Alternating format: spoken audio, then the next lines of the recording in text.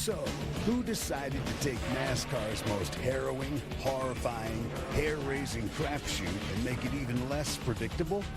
Oh yeah, it was you, the fans, that demanded a new Bristol. Well, now you've got it, even if we're not sure exactly what it is. Be careful what you wish for. Sometimes it's about the place, sometimes it's about the race, this time it's about both. Why? It's Bristol, baby! Well said, my friend, well said. Welcome to NASCAR Nationwide Series Countdown from Thunder Valley, where just a bit ago, it quite literally took on its nickname here.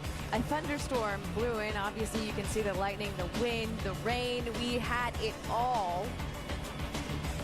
Sprint Cup Series qualifying, they'd hoped to get that underway. Not a mess. Washout. Not a that mess. won't happen. Casey Mears will start on pole for that race tomorrow night. Wow, look at this rain. The good news is we did have Nationwide Series qualifying earlier. Our drivers were able to stay out of the rain, including Danica Patrick, who's had a little bit of a struggle here so far this weekend. We'll talk about Danica coming up in a little bit. We'll also talk about this guy, Brad Keselowski, going for 3 straight Bristol wins in the Cup Series, standing by with Coach Pat Summitt here this weekend. Very cool story about her. We'll talk about that coming up a little bit later. And then, of course, Ricky Stenhouse. Been close here before, tied for second in the championship right now. We'll see what he can do this night. Now, this is the new, old, newer Bristol. Yeah, something like that. Yeah. If you can follow along with that, then hi, welcome inside the pit studio. We'll keep things simple in here. I'm Nicole Briscoe alongside Rusty Wallace, Brad Doherty, and Ray Evernham. We're saying that this is the new, old, new Bristol because since we were here last, the track has made a few changes. They eliminated the top 2 degrees of banking, giving us what? Just a little bit narrower racetrack. Really, they came down about 8 feet, grounded a little bit. But watching practice today, it seemed like the middle of the racetrack was still faster than the bottom. The guys have moved that groove up. They're putting rubber down. I'm not expecting to see a big difference. Maybe a little tricky on the restarts. That's where I'd watch for problems. But really, based on that truck race last night, really not a big difference. Yeah, the truck race Wednesday night, not only did Timothy Peters lead flag to flag, they had the longest green flag stretch in a truck race since 2005. And on the restarts, where did Timothy Peters elect to start time and time again? The outside lane. Yeah, I know. You know what happened is after Wednesday night, after we saw the truck race, the modified race, we saw that second groove come in, and it's very, very prevalent. So the thing that they were trying to accomplish here of having a one-lane racetrack, that didn't happen. No. You're going to have 2 grooves here, possibly 3. You're probably not going to wreck as many cars as maybe some fans wanted to see, but I think you're going to see great racing yet still. Now, Brad, it's one thing we don't really know what's going to happen. And one thing I do know, the Nationwide cars, when they run the night, they're really going to work this track real hard, lay a lot of rubber down, probably move that groove higher. Then tomorrow in the Cup race, that's when we're really going to see a lot of what's going on. But, you know, I'm with Ray. You know, they ground the top lane of this track just a little bit, took a little bit of banking out of it, but I didn't see a big difference. I got to see some long racing to figure out if they made any difference whatsoever in trying to make it tighter racing like the old track many years ago used to be, which the fans just love so much of. There's a fair bit of experience in this race tonight. In fact, Brad Keselowski took part in the truck race the other night. He's also won a few times here, Mike, in the Cup Series. Yeah, the last 2 times, in fact, Nicole. Obviously, a pretty good track record, pretty good feel for this racetrack. But the track is quite different than the spring. What should we expect tonight? I don't know. It's obviously the high lane has been ground and altered, which is going to affect the racing surface. But you know, so does the rain, and so we'll see how that changes it as well. I think the Discount Tire Dodge is pretty strong. It's hard to tell. We qualified 8th. Trevor Bayne looks really, really fast, so he's going to be one of the guys to beat. But you know, I love Bristol, and I think we got a good shot at it too. Good luck tonight. Thank you very much. Brad Keselowski looking for his 4th nationwide win of the season, Doc. And we're over here with Justin Allgaier trying to keep him getting run over by some of the pit carts that are coming out of the rain shelters. And Justin, last week's winner, former winner here at Bristol, what has a bigger impact on tonight's race, the grinding and polishing of the upper groove or the torrential rain we just had over the last hour? You know, Doc, I think it's going to be both. You know, that we've seen a little bit in practice where we're able to go up to that top groove where it's been polished, but it definitely doesn't have the grip that the middle and the bottom lanes do. It seems like the higher you run, the more neutral your car is, but you get a little bit too high and you lose grip. So, you know, I think as the race progresses, we saw in the truck race, guys were able to move up there more and more.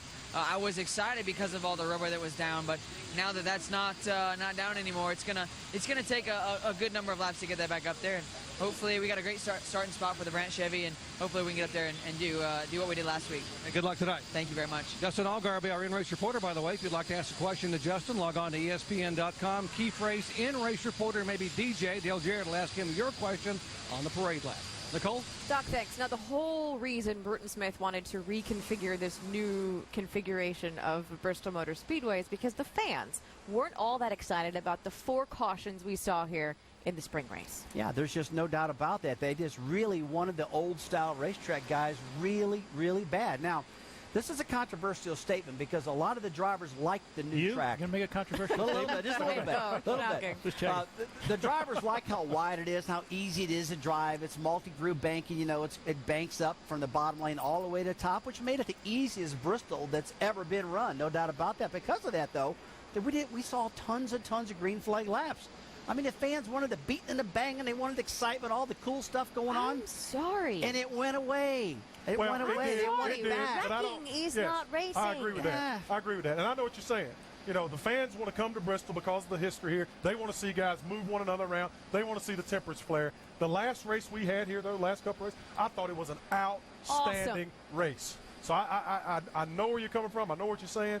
But I think it's about racing instead of wrecking. Yeah, but you tell the fans that, Brad. No, the fans are the going to be mad. Well, they're going to get the best of both worlds tonight because they have narrowed the racetrack down a little bit. Yeah. I still think guys are going to be moving one another, but I think it's going to be because of the pressure and the points and the things that we're going to be seeing.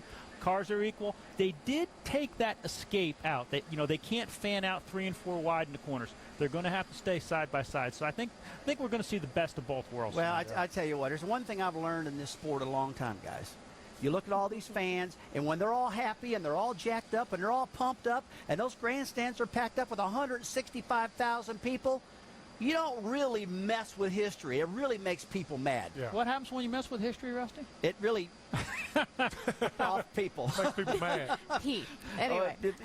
So, I mean, they did a little bit. Yeah. If it doesn't work this time, Bruton's going to have to go in there and tear the whole racetrack up, both corners, and fix it back like it was. I just don't think you can replicate it, though. I don't think you can replicate it. I don't think you can either. Cars are different. The track is different. The drivers are different. It's just guys are all giving up, It's going to have its own identity. Anyway, for you race fans, check this out. Race Buddy, as always, enhanced coverage for select Nationwide Series races with more cameras than ever.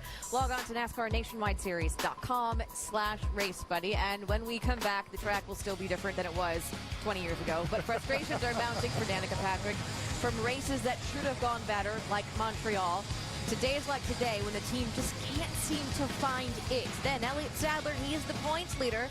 His teammate is 4th in points, but we ask, what is up with Richard Childress Racing? And we've not seen this guy since California, but he's back, and he'll be back a whole lot next season. Trevor Bayne and the story of his race car when we come back. Let's mix it up. Let's get them rain tires out. Get them rain tires out. Let's really mix it up. What was that bear at just then? Welcome back to Thunder Valley and Bristol Motor Speedway, where the theme for the weekend, appropriately, is a big, giant question mark. We don't exactly know what to expect on the track, and thanks to Mother Nature, we don't exactly know what to expect in terms of weather here this evening. We do know this. Trevor Bayne is one to watch when we do go green. He's fast. He was fastest in practice. He will start on pole tonight.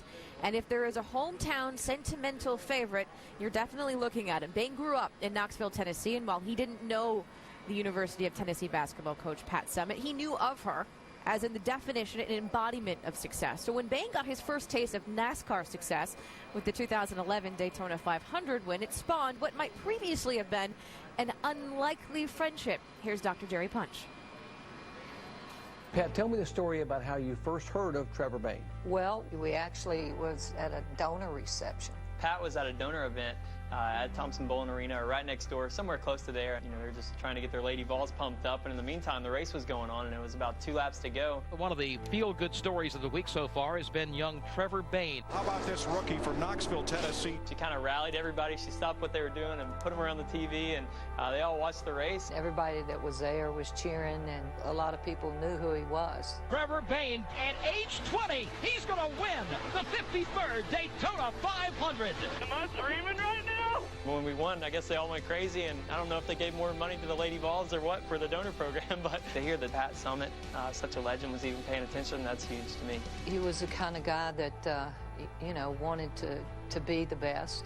A great example. It takes a lot to impress Pat Summitt, so to have her to say that about me is something that means a lot to me and goes a long ways. What is We Back Pat? It's a foundation that supports awareness for Alzheimer's, trying to find that cure, trying to find that treatment, or even if there's just something preventative. What does it mean to you to have people invested in your foundation? Right now, that's the dearest thing to my heart. It's just been an outpouring of people that want to give to the foundation, which just is very, very special. I think it's important to tell people that may be dealing with what I'm dealing with. Don't stop. Don't just go home and sit down.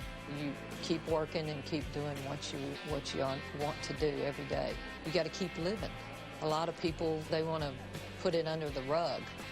I want to put it out there and say, keep on keeping on. We Back Pat on the car, your home track, Tennessee. What would it mean to win at this race on Friday night? To do it for Pat in her honor, with the car being orange, with maybe Rocky Top playing in the background, with the fans going crazy, that'd be the perfect setting for me. Gonna be awesome. I want to be right there. I don't know if she's going to hang out at the pit box or what, but I told her she's more than welcome to go up there on the pit box and tell my team what they need to do.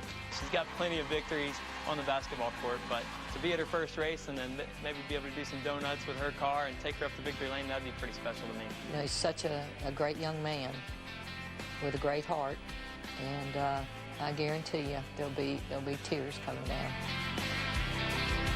Pat Summitt is here. She's the Grand Marshal. She'll be waving the green flag, hopefully, in just a few minutes.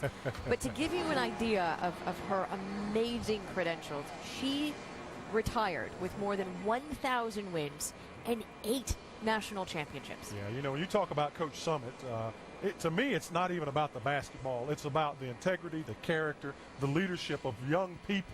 And some of the greatest people in our society are coaches. They give so much back to our young people. And Pat Summitt is the epitome of that. And when you look at the Mount Rushmore of coaches, you talk about people like Bear Bryant, John Wooden, Dean Smith, and even that guy from Duke over there. He's pretty good, too. That one guy. You have to put Pat Summitt in that same company. And even above and beyond that, I don't really care about the basketball wins because that is outstanding. She has a 100% graduation rate. So that means she is totally committed to these young people, and she makes everyone around her better, which is exemplary. To me, that's the one thing that far and away, that's what makes you speechless, not the fact that she's won so many basketball games. It's the impact she has had on these young people and the people around her and her community is just unbelievable. Tremendous coach. In 80% of her wins, great coach, but great lady. One of the quotes that I love that she said was, class is more important than the game. So she has set the example of that. Wish her the best. What a great lady. Absolutely. So we'll see her tonight, obviously, at the beginning of the race, and we'll see her on the car for Trevor Bayne. And Trevor is back for the first time since California. Now, he stepped away from this series, not by choice. He was 34 points out of the championship lead. It was announced this weekend he'll get his chance to compete for the championship next season. He'll have a full-time ride with Roush Fenway Racing. He'll have a partial cup schedule with the Wood Brothers again. This is a guy who could not only win this race, but next year we're looking at a championship contender. Oh, he is a championship contender for next year. There's no doubt about that. But for tonight's race, he can win this race. There's no doubt about that, Nicole. I mean, last time he was here, the first race this year, he did run this race, the very first race this year.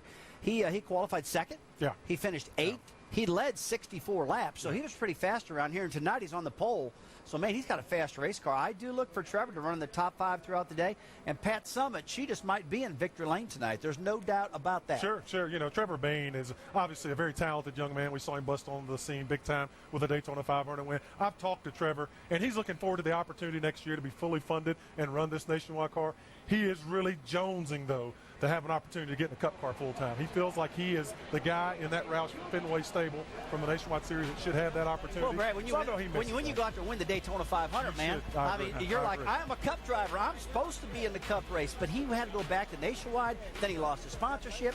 kid kind of got all mixed up. And Ray, it's a tough deal. And mind you, his teammate Ricky Stenhouse Jr.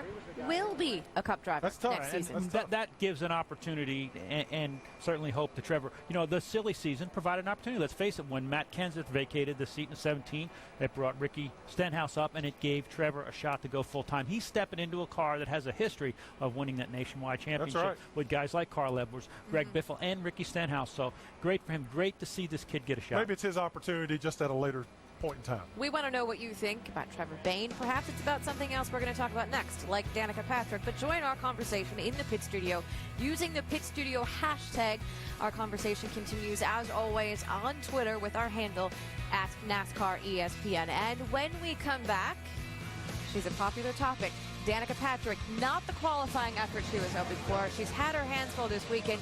Can she rebound? We'll talk about Danica when we come back. Don't go anywhere. Hey, Coach Summit, that fire in her eyes makes me want to get my old high tops out and lace them up again. You got them on. You got them on. It's the last call for summer. The last chance to take a road trip, see the sights. So grab your camera, a hot dog, some earplugs. It's time to visit one of NASCAR's true national monuments. It's time for Thunder Valley, USA. And welcome back to Bristol, baby. It's Bristol, baby. There we go. My partner in crime down there. The sun is out. It's a good thing. We're hoping to go racing before the top of the hour. Yes. It does give us a chance, though, to talk a little bit about what happened earlier today. To say that Danica Patrick has had her hands full this weekend might be a bit of an understatement. She struggled in practice, was 28th on the speed chart, and this is what happened in qualifying on lap 1. Oh, man, she gets down to the turn 1, and that thing didn't even try to hook up. It spun out. She stood on the throttle, kind of saved the car, didn't mess it up, but I tell you, that car is not handling it all right there, and she ran pretty slow in qualifying. Nope, she will start 34th, Vince.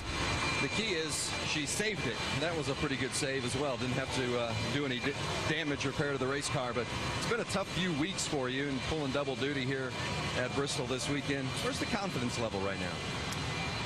Well, I think that, last weekend was obviously, it was going really well, leading all those laps and running really, really strong. And, unfortunately there was the shoe, and then there was mechanical issues outside of that. So I just feel like, you got to feel good about running fast. We're struggling this weekend here. When we were here in the summer, early summer, we were fine. In practice, I feel like we were like top 10, but, we just aren't there this weekend. We were trying something different, and, whether it's that or just the day of the week, I don't know, but we're just struggling a little bit, and I feel like hopefully we can get back to it in the race and get the GoDaddy car much further up the field, which is where I feel like it needs to be and should be. We went back to the setup from the summer race, and cross your fingers. Good luck. Thanks. It's Danica. She'll start 34th. Dave. Hey, Vince, Kyle Busch has lots of experience here in Victory Lane in the Nationwide Series. 4 times, Kyle, you've been there. What do they do to your track? Did they make it more likely you can win in the 54 for the first time, or less likely with the grinding? I don't know. We'll see. They narrowed it up. They should have just moved the wall down 7-8 feet, whatever it is, and that would have been sufficient. But no, I think our car's been pretty good today. The Monster Camry was decent, somewhat similar to what we had here in the spring. We had a fast car, but just a little off on speed for what we expected on how good the car felt in qualifying there. So we'll see what happens, though. Starting 10th, I guess, and a couple spots behind where we were here in the spring. But overall, I think that our car here in the spring was really good. Got caught up in a mishap on a restart and bent the nose a little bit, so they put some Bear Bond on it. When they did, it covered up one of our brake ducts, and we overheated the brakes and blew a bead. So that was our problem in the spring. Hopefully none of that happens here tonight. We can keep ourselves up front. So what's the overall vibe for you this weekend? That guy behind you in the yellow suit, he starts 10th tomorrow night. Are you feeling it this weekend like you have in the past at Bristol?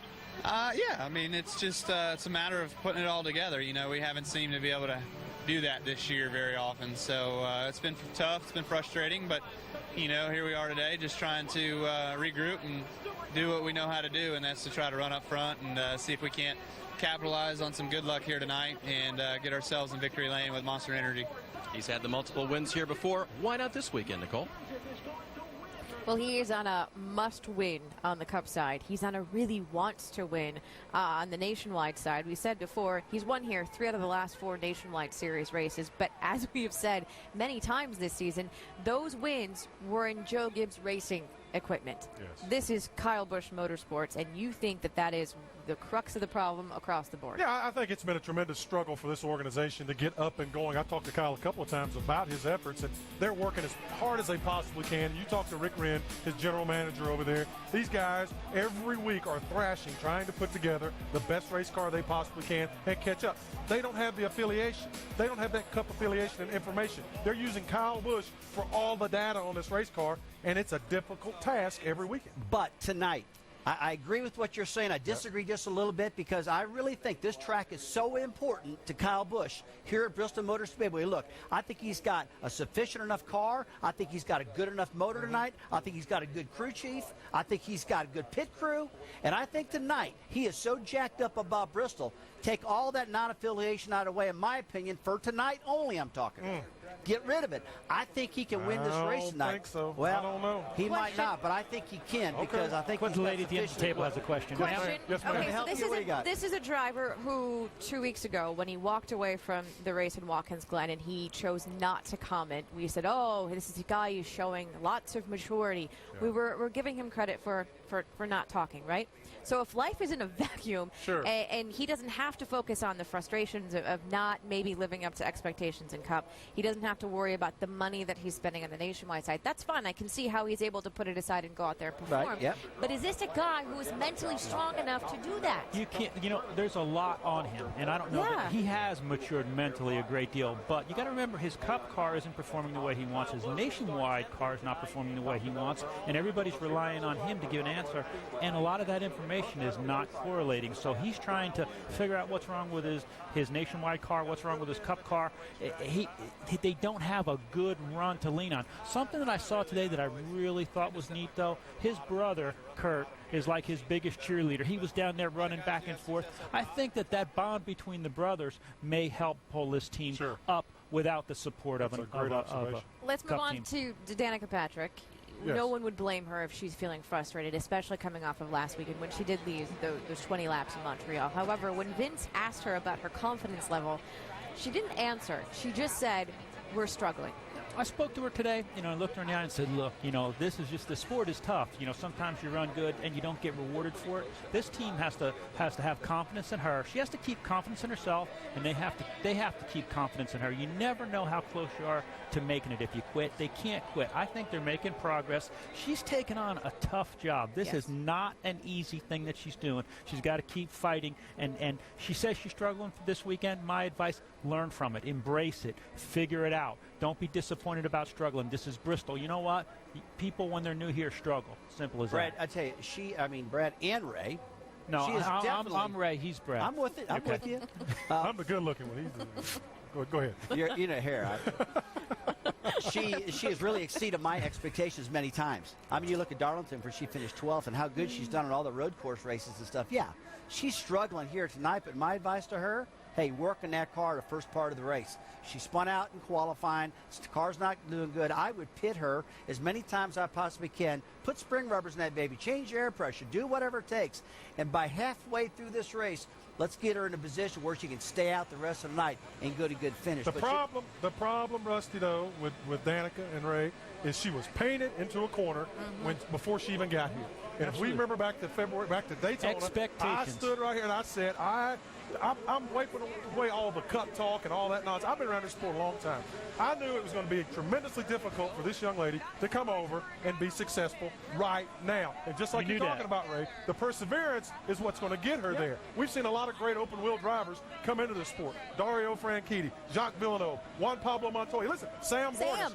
Look how long it's taken them to where they've had success. And they wanted her to be successful right now because of the hype, and that's unfair. I'm trying to give her the benefit of the doubt. Yes, you are. Because I've seen her run really good, like in places She's talented. Well, there's places, Brad, I thought she should have flat busted her butt, and she didn't. Yeah, she's talented. Okay? Yes. That's the one I keep looking at. Expectations. Manage the expectations. Danica Patrick tonight will start 34th. When we come back, we'll talk about the 4 drivers who are contending for the championship, including one of those, former former open wheel guys, and Elliott Sadler. We'll ask the question, what is up with Richard Childress Racing lately?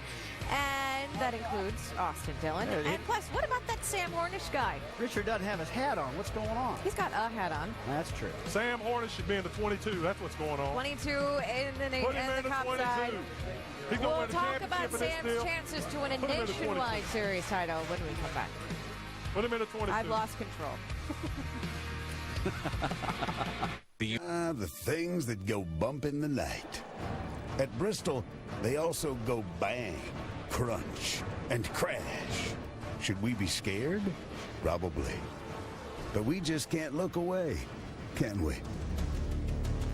Tell you what, I would be a bit frightened coming into this race if I was a title contender, especially coming off the last few races. Not a high point in the season, if we're talking about Watkins Glen into Montreal, and our title contenders, top 4, separated by 35 points. And Elliott Sadler leads the top 3 guys, including Stenhouse and Sam Hornish Jr., who are now tied by just 22. So let's talk to the defending champ. Doc is with Ricky Stenhouse Jr. Absolutely, the defending champ here, and looked like you were going to move in last week in that point standings until the final couple of laps. I know you. How many times have you looked back and said, "Oh my gosh, if I could just hang on"? To be honest, I have not looked at it one bit because I knew what I did. I don't want to see it again. But you know, all in all, 2 road courses. You know, we were running in the top 5, contending for a win in both. I think that's really all we can ask for. But you know, now we're on to Bristol. We're the last third of the season, and we're ready to go. We got our NOS Energy Drink Mustang pretty fast in practice, I believe, and we'll have to see what this rain does to the racetrack, but we're probably going to get a little looser in, but at least the lap times will pick up, so it should be fun. But yeah, try not to look at that. I know what I did. Hey, I heard you tell Mike Kelly that you could race anywhere tonight, including the top groove with the danger zone, whatever people are talking about. Are you that good? Can you go up there and race? I love the danger zone, man. Every racetrack we go to, I like to push the limits as much as we can, and you know, we drank our NOS before this race, so I think they'll give us enough power to go up there and do what we need to do. But I think we can race all over this racetrack. I think our car was pretty good in practice on the bottom, probably the least on the bottom, but really, really good up top. But you're going to have to be everywhere tonight to get by the lap cars, to get by lead lap cars that you're racing for position, and it should be exciting.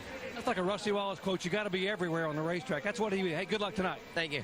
You get that, Rusty? You got to be everywhere at Bristol. I got that, yeah. And he said earlier that he fully intends, if you want to look for my car, I'm going to be on the top side. Is that a bold prediction to make at this point after all the rubber has been washed away? I don't think it is. Not for a sprint car racer. You got to remember that guy comes. He's going to be high and goodbye up top sideways, looking for that cushion. That's all it is to him. Is a cushion. He can go up and hang out the top of this racetrack all he wants. But you know what? We've been hearing all day long. Everybody else is going to be up there. So I would be going to the bottom, trying to find the short way around this racetrack. And that's exactly what Kyle Busch said earlier. So this is obviously an opportunity weekend for these guys. Stenhouse was in position at least for a win last weekend before he ran into that little problem. But it's an opportunity weekend because the top 4 in points aren't necessarily the drivers you think of when it comes to road course racing. We're back on an oval. Yes. But they all come right back into play, though. Those guys struggled, including Ricky Stenhouse, who was running second on the almost the last lap of that race. But it comes right back into play. This is the strong points of this. But the thing I'm trying to figure out, though, as you look at Elliott Sadler, is what is going on with Richard Childress Racing. And you mean big picture, because we're talking Cup about side, nationwide side. It seems like there's some struggle. And let's recap, because there have been a couple of penalties this season for not just Austin Dillon, but Elliott Sadler as well. There's a big penalty over on the Cup side with the 27 crew. Possible suspension for the crew chief pending the appeal. $100,000 for Slugger Labby. Loss in points for Paul Menard. That's the entire RCR organization. Yeah, what concerns me is that takes away momentum. You've got to wonder what is happening there. Elliott Sadler, great. When he drove for me, I could count on Elliott to get us a top 10 anywhere. No surprise he's leading points, but how big of a distraction is losing these people, having fines, just having bad publicity about what's going on? So is it desperation that they're pushing the envelope too far, or have they gotten off base? You know, that's my concern. It breaks that momentum. I'll tell you what, Ray, I've always had a problem with just looking at from one race to the next race, not looking for the whole entire year. And I'm looking at this particular race tonight. And I'm looking at Elliott Sadler. I'm looking at Austin Dillon, how bad Austin wants this thing, got that black number 3 car. And Dale's won so many races here. They might have all these problems, but I just don't expect them to have all these problems tonight. Tunnel vision. You just want to look at Bristol. I really am. I'm looking at Bristol, and I really think Richard Childress Racing is going to be fantastic tonight. I think they're going to be game on. I think the pit stops are going to be good, and I think they know the history of this racetrack in this team. And I think they're going to take all those distractions and put them away. I really do. You know who else has had a fair amount of distractions lately? That would be Sam Hornish Jr., who is also pulling double duty this weekend. That's a pretty car, too. But if you look at what he's done in this series over the last 10 weeks, Vince, it's pretty impressive. It has been impressive indeed. Sam Hornish Jr. putting all those what might be distractions behind him and just putting solid results on the board every single week. Has it allowed you to focus more, or has it been more of a distraction? I don't know. That's a good question. There's certain days where I've got a lot going on, and I'd like to focus a little bit more on the nationwide stuff. And there's other days that some of the answers come a little bit easier because I'm either been in the Cup car or been thinking about the Cup car, and this is how we can make our nationwide car better as well. So I think the interaction between myself and both the crew chiefs that I'm working with right now, also with Brad and the rest of the guys at Penske Racing, I think have all kind of helped move us all forward together, and hopefully that we're all kind of getting a little bit better each time we go out. Getting closer to the win. Good luck tonight. Thank you. I sure appreciate it. Love coming out here, and just really excited to get this race started. And Bristol's the biggest hurdle for us this closing part of the year. So I think we get through here well, we're going to mean some good things for us going forward. Mike? And the championship leader getting ready to strap in here at Bristol. I know this is one of your favorite places. He's here with his son Wyatt. Any fatherly son advice going on right now? He just he always likes to touch the side of the car for good luck. He always says number 2 and touches the side of this one main financial car for good luck. So hopefully that'll work out for us tonight. Traditionally, throughout the course of your career, you've been pretty good at this racetrack, but they've made some changes. What's the fast way around now?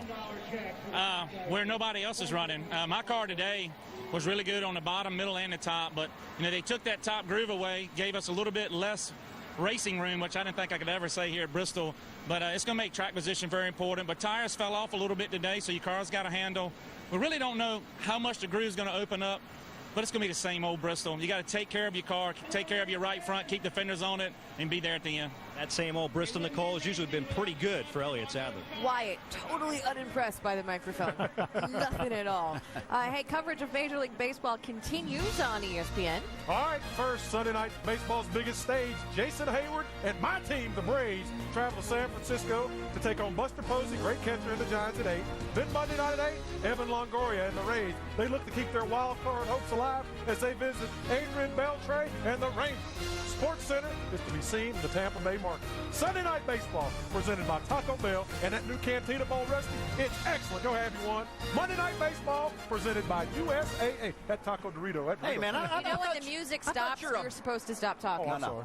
We're just going to talk. They do have that. Hey, when we come back, we will restore order to the pit studio. And when we come back, the Grand Marshal, Pat Summit. She's here. Her name is on Trevor Bayne's car. He is the pole sitter, and she will wave the green flag for 250 laps from Thunder Valley. More from Bristol in just a second. The sun is shining out at Bristol Motor Speedway as we get ready for this race later on this evening. Trevor Bayne will start on pole next to Joey Logano, and our Dr. Jerry Punch is standing by with the driver who will start third. That would be Brian Scott, Nicole. And before we talk about Brian's great opportunity to win tonight, we want to introduce a buddy of his. This is Steven Hansen. And Brian, tell me about Steven here. Yeah, Steven Hansen's a really strong, really great kid. That really brightened my day when I was in Vanderbilt Children's Hospital visiting back in April as part of visiting Dollar General's headquarters and stuff. He's about to turn 5, and I told him when I was there, I said, I want to get you out to a race, because he had a Toy Story Woody from Toy Story shirt on, and he was talking about cars, and we really hit it off, and he made me smile and laugh. So I'm really proud to have him and his family here as my special guest this weekend, and I hope he's going to bring me a little good luck, and we're going to try to get this Dollar General Toyota in Victory Lane so he can experience that. Great qualifying run. How do you win this thing tonight? What's the key in winning this race? He's watching himself in the monitor. How do you win this thing tonight for Steven and everybody for the race team? Well, it starts with a good qualifying effort. So far, so good. We're going to roll off third, which is a huge help here at Bristol. And other than that, you obviously have to have a fast car. And then I think I learned something in the truck race about how to work the upper groove and how to get up there. I think that's going to be important. And really track position at the end. So we're going to make good calls on pit road, try to stay on the top side, and be the first one to checkered flag. I think that's how you win these things. Hey, Steven, give me 5, buddy. Give me 5 here. There you go. He's the good luck charm tonight for Brian Scott, maybe getting that first NASCAR Nationwide Series victory. How special is that? Oh my gosh, look at that smile. Sold. I'll take it. So Brian Scott had an impressive performance in qualifying. He'll start third, but I know, Rusty, you're looking at the guy who starts 11th. It's not someone we normally talk about in the Nationwide Series. I know. Nelson Piquet. Nelson Piquet, the guy really impresses me, his driving style. He's really good. I mean, he went out there and dominated that road race at Road America. And last time here at Bristol Motor Speedway in March, he won the K&N race, and this is his first nationwide race. I really think Nelson Piquet Jr. is a guy we're going to hear a lot about in this series. He's really talented. He's focused. You see his eyes right there. This cat's getting ready. I think he's going to run good here tonight, guys. He ran 18th in the truck series the other night. How about this guy? He's been one to definitely watch this season. The guy who qualified second, Joey Logano. Yeah, we're sitting here talking about everybody else, and the guy that's won 5 times in the Nationwide Series this year we haven't mentioned. And I'm telling you, he was fast in practice. He is starting on the outside front row. The Gibbs Toyotas look to be pretty quick. We're going to have to keep a close eye on Joey tonight. Yeah, and for me, I'm thinking the guy that's really going to be strong is Ricky Stenhouse Jr. But you look back in that lineup, guys, look at 13th place car. We haven't said a word about him. He is strong here. We got Kevin Harvick coming from the back. But I think Ricky's going to be strong enough. He ran well at the end of that race in Montreal. And he's going to be a true contender, title contender. He needs to win. You know, I want to go back and talk about Kevin Harvick, you just said. I mean, that's another guy. Why didn't say anything about it? Yep. I mean, he has won here many times. He's back in that number 33 car for RCR. He is kind of the leader of the gang over there. He knows how to win here. We better keep our eyes right there, no Harv, because he's going to be probably fast tonight. Leading the way in terms of laps led at this track, you know who's only so close behind him? That would be Kyle Busch, 62 laps behind. We'll see if they can lead a few more laps tonight. We'll talk about who we think will actually win this race when we come back. I'll give you a clue. One is in a car with a 22 in it. Ding, ding, ding. And the other one's a title contender. We'll tell you who we're picking when we come back. Back at Thunder Valley, where the sun is shining, and we are hoping to get some racing underway in just a few minutes. We talked a little bit earlier about a guy who is pretty much very happy to be back on the oval. He's one of our title contenders. Austin Dillon is with Dave Burns. Within 35 points, Nicole. Austin, this place can be so crazy. Is it a place where you feel like you can make up some ground toward the championship? I know, you know, I watched the truck race in 1 and 2 in the grandstands, learned as much as I could, and I feel like track position's everything right now. And we got a good starting spot there in 4th. I'm really happy with that. You know, the American Ethanol Chevy's fast, and I want to thank Nationwide Insurance for sponsoring our sport, man. This is it's pretty awesome to see the fans piling into Bristol here tonight. He's done the qualifying work. We'll see if he can keep that track position. Mike? Dave, if you follow women's college basketball, you know there's an intense rivalry between the University of Tennessee and UConn. And, well, if you look at the front row today, it's kind of the same thing. The UT car on the pole, and this guy's from Connecticut, Joey Logano, starting on the outside of row number 1. How do you expect that first lap to go? I got to represent UConn well, right? So we'll see. Depends on what lane Trevor picks there. And I feel like I got a car that's good enough to get out there and get some clean air. I think clean air is going to be big. So we're going to be trying hard to lead that first lap and get out there and get a good feel for our car, see where this track's going to go. You know, obviously, a lot of the rubber just washed off here with a pretty big rainstorm. So I think the first few laps will be interesting, and then we'll make an educated guess on which way the track's going to go and make sure we nail our stop. The big thing here is you only get 1, maybe 2 pit stops, so you got to hit it right the first time. Joey Logano had a very strong top 5 run here in Bristol back in the spring, trying to back that up, Nicole. Speaking of the unknowns, to help eliminate some of that, NASCAR has said there's going to be a competition yellow at lap 50. As Joey Logano said, going into this race, there were some teams talking about the possibility of making this a one-stop race. That's not really going to work anymore. But Mr. Crew Chief down there on the end, how would you work the strategy for this one? Well, you're right, Nicole. When they decided to throw a competition caution lap 50, which is a good idea with no rubber on the track, gets everybody a good chance to look at their tires and then adjust their cars.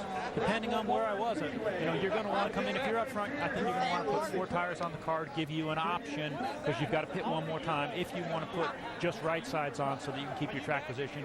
If you're in the back, you might want to try something a little bit different to get some track position. It all, again, depends on what kind of tire wear and how good your car's running. Yeah, and I think this gives a guy, just like we were talking before we went to break, like Kevin Harvick or even Casey Kane, someone else we haven't mentioned. These guys with a lot of experience, opportunity to advance their positions early on while everyone else is trying to figure things out. These two guys are excellent here, starting a little further back. I bet you they advance through the field pretty quickly. 13th and 15th, respectively. And going back to Danica Patrick, how we were talking earlier about what she should do, I really do think, guys, if her car's not off, she needs to keep pitting that car, working on getting that car handling better, and get her in position late in the race to stay out so she doesn't have to come back down pit road. But I believe I'd have her down pit road an awful lot earlier, trying to get that car really where it suits her. Because for some people, it's all about experience tonight, Yeah, and managing those expectations. Yeah. Arlington, Bristol, these racetracks like this, it's all about experience. There's no doubt about it. So I teased it a little bit earlier. When we come back, we're going to make some picks. But they're new rules. We're holding you accountable. I won't when pick you with 10 make a laps to pick, go. 10 laps they to go. better perform. I'm picking with 10 laps to go. Accountability when we come back. I don't like that word. That's a big word. Yeah, we did. We did good at Michigan. Give me the dictionary we have, Webby. We're right on at Michigan as far as those picks. Turning into a beautiful night at Bristol. I'd say it's a beautiful night for racing. And we pulled out the dictionary. Good old Webby. We looked up the definition of accountable and accountability. Just for the record, it's the state of being accountable, liable, or answerable. So that means when you are wrong after making these picks, I'm holding you accountable. I don't agree with that dictionary. This dictionary is my friend over here. So, Mr. Rusty Wallace. My pick? Don't mess this up. Look, I know you guys all You guys have been sitting here all night long roughing old Kyle Busch up because he's struggling. He's been struggling this year. I get it. But I think he's going to have tunnel vision tonight. And this guy has won here many times before. I might pick tonight to win this race in his own equipment, Kyle Busch. Okay. That's Bradley? a fair pick. Well, I'm going to go with a guy who's 22 points out of the lead. Past champion, our former champion in the Nationwide Series, Mr. Ricky Stenhouse Jr. I think he brings the heat tonight in that number 6-4.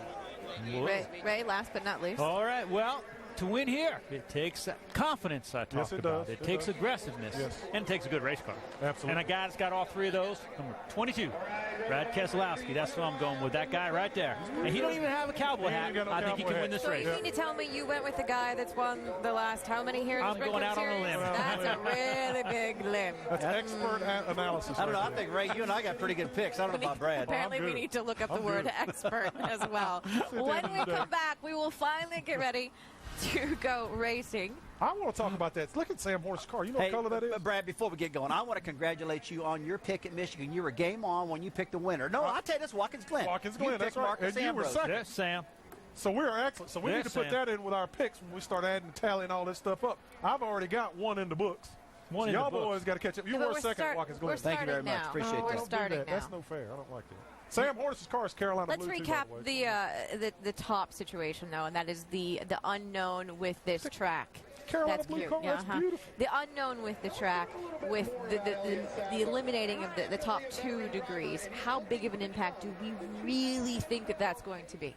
I don't think it's going to be much of an impact, to be honest with you. I think we're going to see these guys running side by side, which is what you need to be able to do to pass at this racetrack. I think the original idea of getting it back to where you had one lane, one groove, moving people around, I don't think that's what happened. The good news is we'll know in about 2.5 hours. Get back to Fine. Thank you, Mr. Expert. know, I'm glad I'm really that you with can do the math That's on that. obvious. I'm with Okay, Brad. I don't think it's going to be a big deal. when we finally come back, these 3 will be quiet, and we'll get to hear pre-race ceremonies and the lovely voices of Marty Reed, Andy Petrie, and Dale Jarrett. That is when we come back. Paige? The things that go bump in the night. At Bristol, they also go bang, crunch, and crash. Should we be scared? Probably. But we just can't look away, can we? Oh, we can't look away at the world's fastest half-mile, Bristol Motor Speedway. And they said it was only a 20% chance of rain today. Guess what? All 20% got dumped right here at the Bristol Motor Speedway for well over an hour.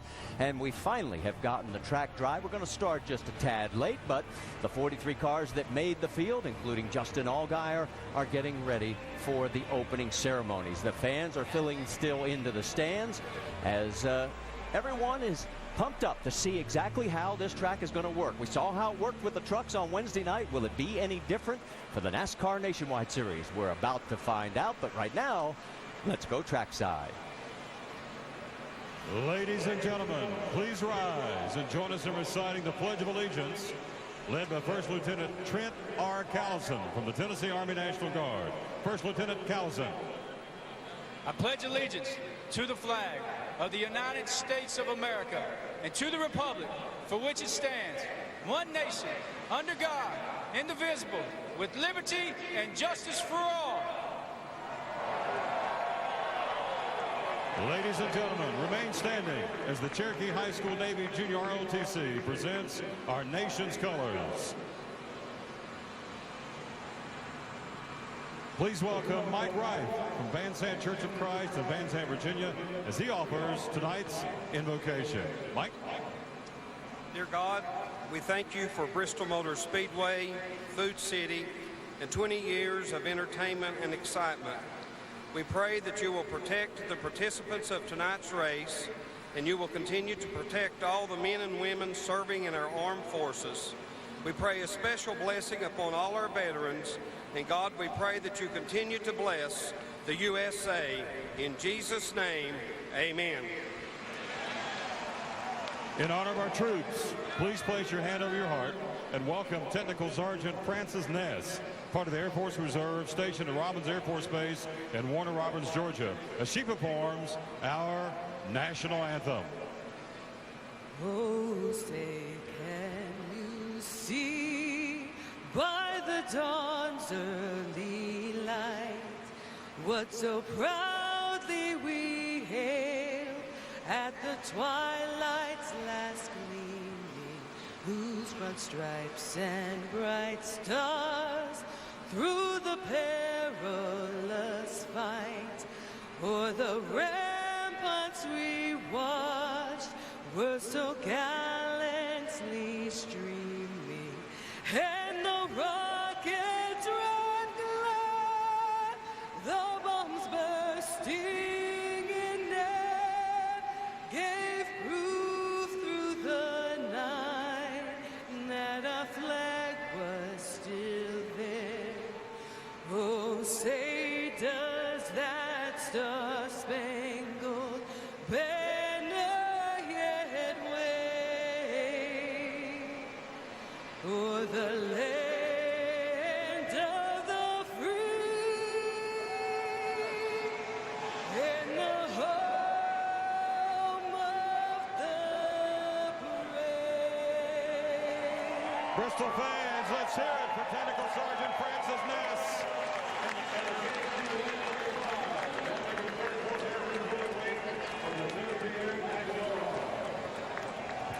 So now it's time to lace up the shoes, put on the helmet, climb behind the wheel, and get ready for 250 laps here at Bristol Motor Speedway as we get ready to race under the lights. KC 135 completes the flyover here at the world's fastest half mile. And as you can see, we come back topside along with Andy Petrie and Dale Jarrett. And we're so glad that you're spending your evening with us, and we're so glad that we're finally going to be able to get to racing.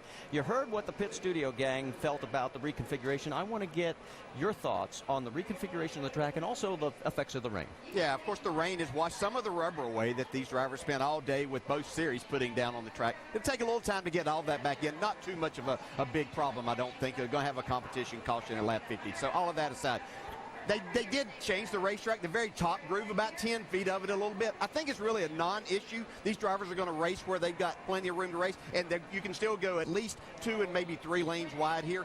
I still believe the top side is going to be the fast way around here. So if you're going to try to make a pass, you're going to have to do one or two things. Find your way to the bottom and make that work to make a pass. That opportunity is going to be there. Or what we used to see, the bump and run on the bottom, now might be on the top side. Yeah, and that's what I think, too. I think the room they took away was at the top, but the racing that they took away is probably on the bottom because everybody's going to want to run up next to that. And I think you're going to see that the way you make that pass is to make it on the bottom. And it made it narrower because those guys at the top are just a little bit lower.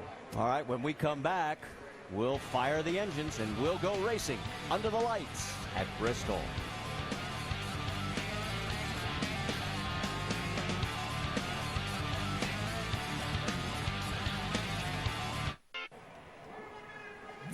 Back here at Bristol Motor Speedway, let's get the latest updates from pit road. Dave Burns, you're up. Well, Marty, last week, Elliott Sadler didn't win the race, but he increased his championship lead. This week, he's at a track he loves with a very fast race car and an opportunity to do more of the same. This race car, in fact, is the same one that he visited Victory Lane with here in the spring. Yeah, they've taken the confetti off, they've wiped all the champagne off of it, but that's just so they have room for more. Dr. Jerry Punch? When Knoxville, Tennessee native Trevor Bayne was 5 years old, his parents pulled him out of kindergarten and drove him the 90 minutes to this racetrack to see it for the first time. And that's when the dream began of sometime winning at his home racetrack. And tonight for Trevor, it's not about just fulfilling his dream, it's about much, much more. He said when kids grow up in Tennessee, you hear about stories about a legendary coach named Neyland, a legendary basketball coach named Summit. Tonight he shows his orange colors and hopes to give back to a coach who gave him so many memories. He said, let's win one for Pat, because we back Pat. Let's go trackside. Ladies and gentlemen, please welcome Coach Pat Summit of the Tennessee Lady Vols, the winningest coach in college basketball history. As she delivers the most famous words in motorsports, Coach Summit. Ladies and gentlemen, start your engines. You guys crank them up. Let me know when it's running, please. 10-4 competition caution, lap 50. All right, ready to go, baby.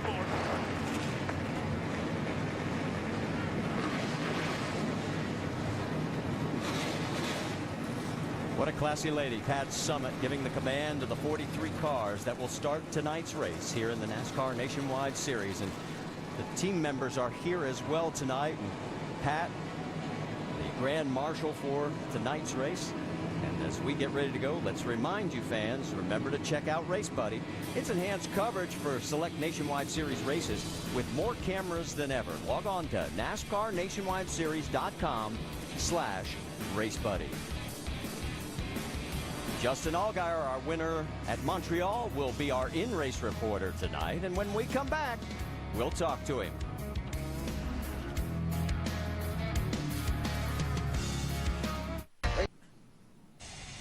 Well, a week ago, Justin Allgaier picked up his 3rd career win, a very aggressive move on a slowing Jacques Villeneuve, and he picked up his first road course win in the process at Montreal.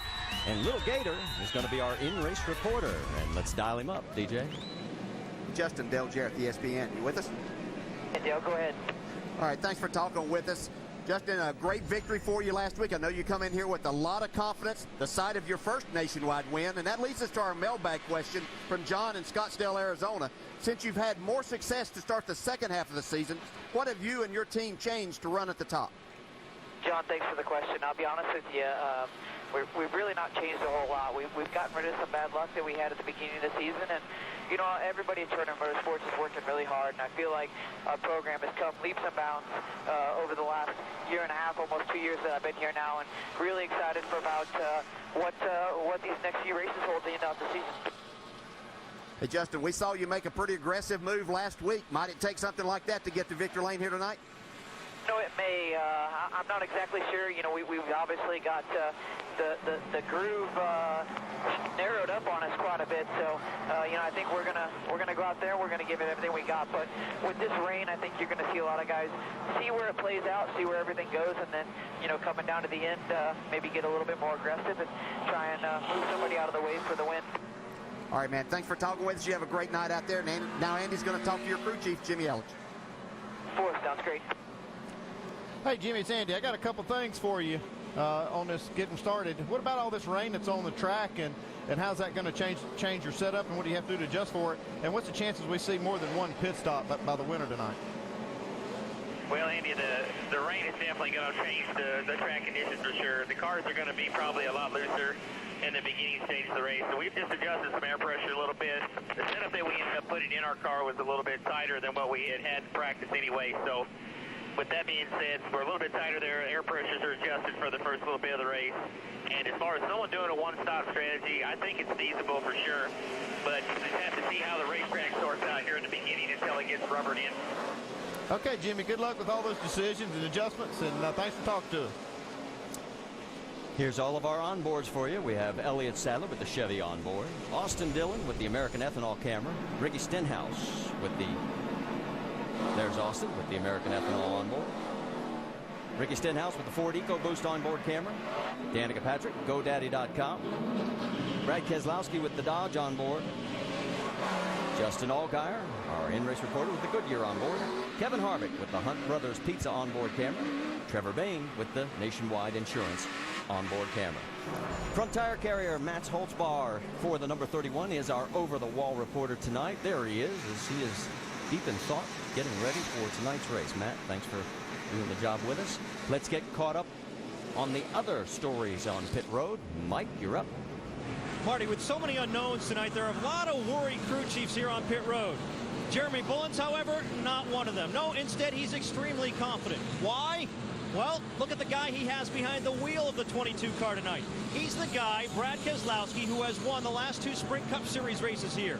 Bullins explained to me earlier today the reason he's so good here, he has a natural rhythm that just fits this place. That natural rhythm will be put to test as he looks for his 4th nationwide win of the season tonight. Vince Welch. Joey Logano has been so close here at Bristol. Last August, he lost in a photo finish to Kyle Busch. In March, he led the most laps, but ended up 4th. Logano says it's about time he gets one at Thunder Valley, but they've not been real happy with their race car in practice. Crew Chief Adam Stevens says we've been about a half step off. We just haven't been able to find the sweet spot. They start 2nd. Logano, a 5-time winner this season, hopes they can make it good enough to get number 6 tonight. Marty. Thank you, Vince. Let's also talk about the tricky pit road configuration here at Bristol, Andy. Well, the one thing they haven't changed here at Bristol is having this 2 pit roads and how they combine it into one under caution. When the caution comes out, you actually make this thing just like one pit road. You enter off of turn 2, and you come all the way around the apron, and you exit over in turn 1. And then when you come in under caution, under a green flag stop, it's unlike when you come under caution, you can actually just come down your prospective pit road and go back out on the track. If you're pitted on the front stretch, you just come in on the front. If you're pitted on the back, you just pull right back out on the racetrack. Not up into the stands? No, not like that. All right, one car goes to the rear. That's the 87 of Joe Nemechek as he missed the driver's meeting. So on front, it'll be Trevor Bayne, Joey Logano in that front row. Right behind him, Brian Scott, Austin Dillon. When the rain came through, obviously the temperature dropped, and we want to give you an idea just how warm it was before the storm and after. You can see quite a difference because it's really cooled off here, and this is going to make for a fast racetrack, and they need to get a little bit of rubber down. We'll see some fast times here. Yeah, that grip level definitely goes up when you see a track temp come down that much. You're talking about 30 degrees since qualifying. And several of the drivers, and Justin Allgaier, our in-race reporter being one of them, said earlier that getting grip was very difficult.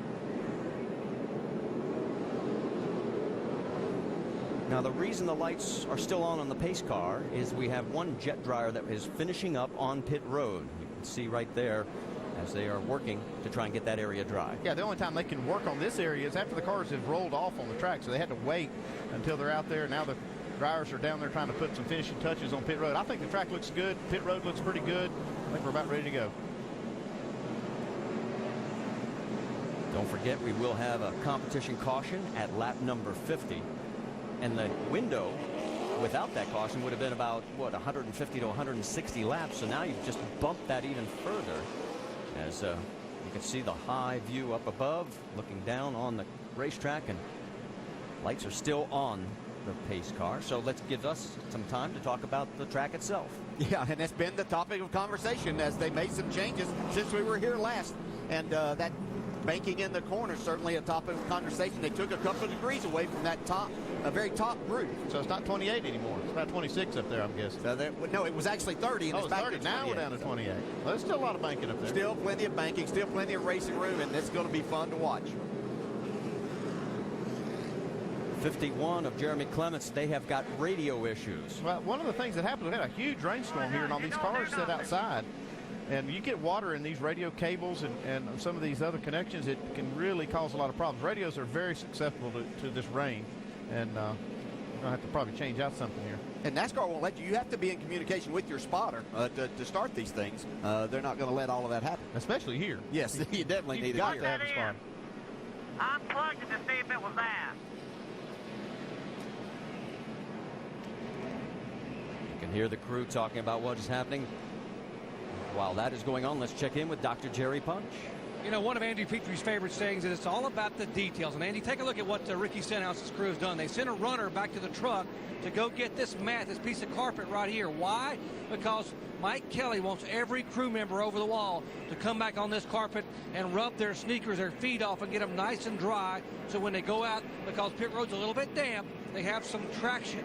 You know, just going to get a piece of carpet could make a difference between slipping and falling on a pit stop and maybe not winning the race. I'll tell you, Doc, that is a great detail that he's taking care of there, because I've only had one injury in my career changing tires. It was right here after a rainstorm going out on pit road, and I twisted my ankle and almost broke my leg. Guys, I'm looking at Trevor Bayne, our pole sitter. He has selected the inside. Does that surprise you? Surprises me, yes, especially after watching the truck race the other night and watching practice today. All right, lights are out on the pace car. Trevor in that number 60, the Tennessee Volunteer Orange. And alongside the 5-time winner this year in the Nationwide Series, Joey Logano, in that 18 Dollar General car. In fact, the Dollar General, big presence here because Tennessee is their home state, their home headquarters. Pace car has pulled down. Fans are coming to their feet, and the cars are coming around out of turn number 4. And the Food City 250 is green.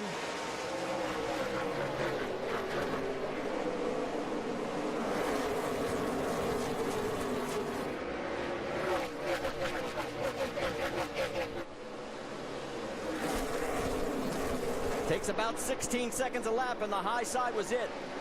Yeah, it sure worked that time. I think Trevor ran the bottom side qualifying and was able to get the pole, and I think that he just figured that was where he needed to start, especially with no rubber up on the top yet. Yeah, I think that might have been the decision, at least the reason for it, is because there was so many unknowns about how the racetrack was going to be, and he felt maybe safer or more secure on the bottom, but that outside lane was ready to go. Joey took definitely advantage of it. Sam Hornish Jr. there in the 12, along with his teammate Brad Keselowski in the 22. Now Sam trying to slide back into position. And ahead of the 54 of Kyle Busch. Boy, just saw Austin Dillon get really loose. He tried to make a big move, big run off of turn 4. Look at the sparks off the 31 of Justin Allgaier. Austin Dillon got a huge run in the middle of 3 and 4 and got to the inside of Ricky Stenhouse and tried to really gas it up and make the pass, and just didn't stick. Probably won't be the last time you talk about sparks tonight either. I think we're going to store for a lot of them, not just rubbing the track. Still side by side. This battle continues. That is 4th and 5th. Oh, contact, and into the wall goes last week's winner. Oh, man, he wrecked us. Keep coming. Caution is out. That was right in front of points leader Elliott Sadler, who was able to get slowed down. Justin Allgaier not very high. Oh, and he gets loose. Oh, even worse now. He's torn off the whole. Yeah, he had damage, a lot of damage before that, but now he's got a tremendous amount. Well, the tethers are doing their job, holding on to the deck lid there. But you can see just how slick that now. We got the deck lid hanging off the back here. Get out of the black part of the track.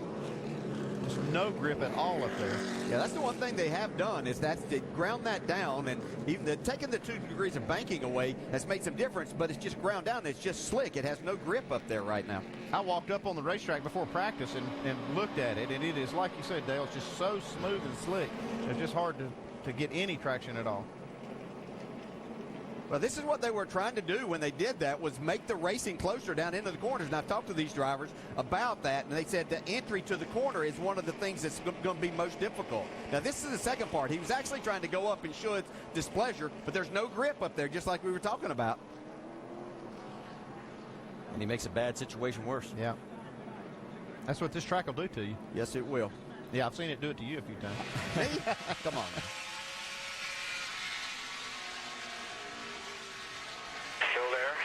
watching.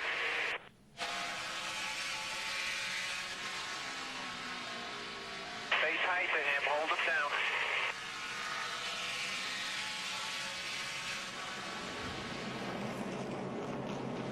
Kind of like what I was saying when we started, Marty, is that the racetrack has pulled the groove. The upper groove's still there, but it's just a little lower than it was, and it really narrows up the inside part of the racetrack. And you heard someone, I assume it was his spotter, telling him to stay tight to him and hold him down. That you got to be careful in doing that. Yes, you can slow that car down, make it to where he can't be as aggressive trying to stay there, but you put him in a bad situation when he's trying to drive it down in there and turn the car, it gets loose, and then this is what can happen.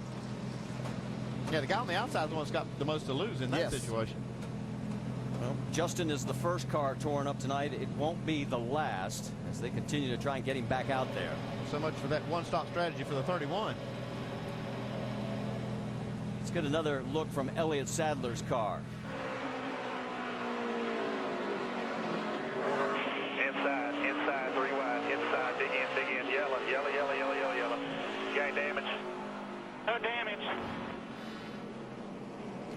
All right, let's get an update on the 3 from Vince Welch. Austin Dillon already had a donut on the right side of that car. He's got a little bit of fender damage on the right front, but doesn't look to be any sort of a rub according to the spotter. And Austin says the car feels like it's handling fine. So even though they had a little contact, dodged a bullet there.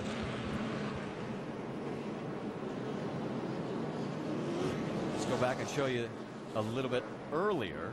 Yeah, this is the big run I said about Austin Dillon. He got it through the middle of the corner and pulled all the way up beside Stenhouse.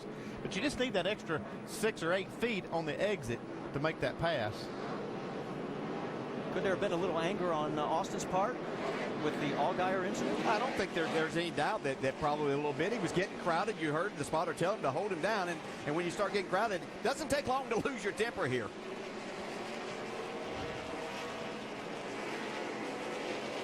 And that's what you call major surgery, just trying to get the wounded back out under the action.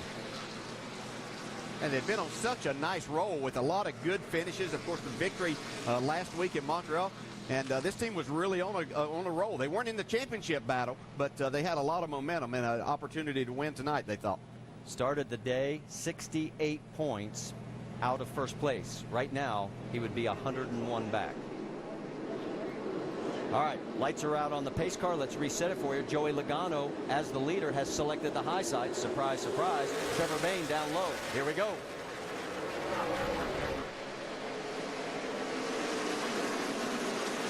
Ricky Stenhouse trying to get around his teammate. That higher groove is definitely the preferred line.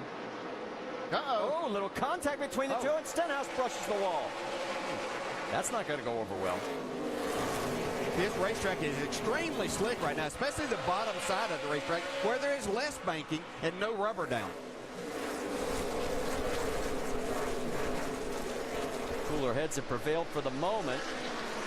You see Brian Scott right underneath the 2 of Elliott Sadler. Ahead of them, Sam Hornish Jr. and Ricky Stenhouse Jr. side by side.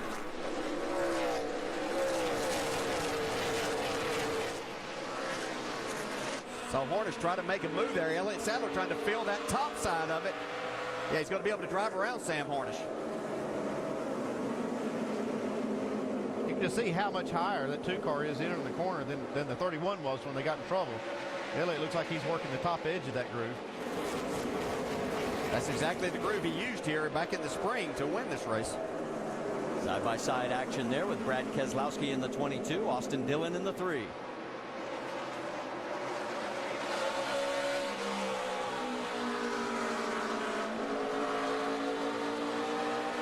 Keselowski still not able to clear. This battle is for 7th on the racetrack. So we saw a lot of this kind of racing back in the spring. And whether it was in the nationwide race or the Cup race, Keselowski and Matt Kenseth put on a great show. And it just kind of led to Bruton Smith and the fans saying they wanted the cars to be even closer. We had that on board. See that 33? Remember, Harvick started 13th. He's up to 9th. Yeah, he's certainly somebody you have to keep an eye on. He knows how to get the job done here.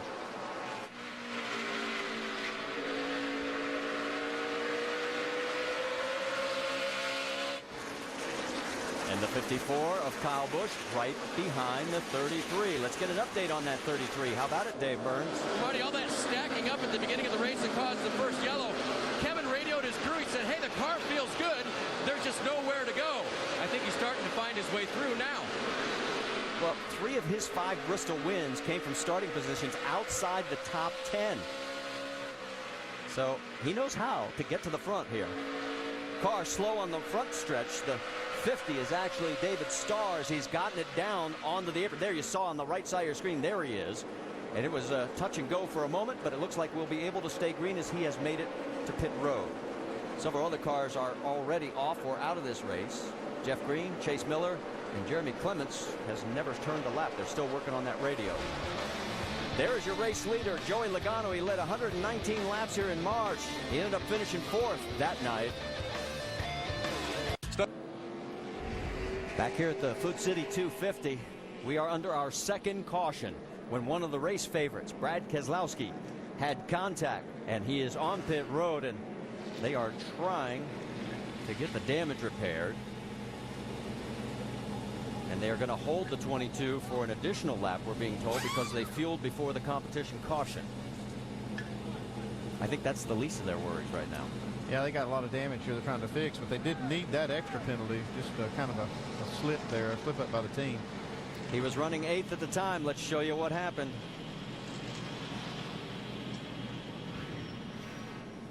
The racing had got really tight with the lap car.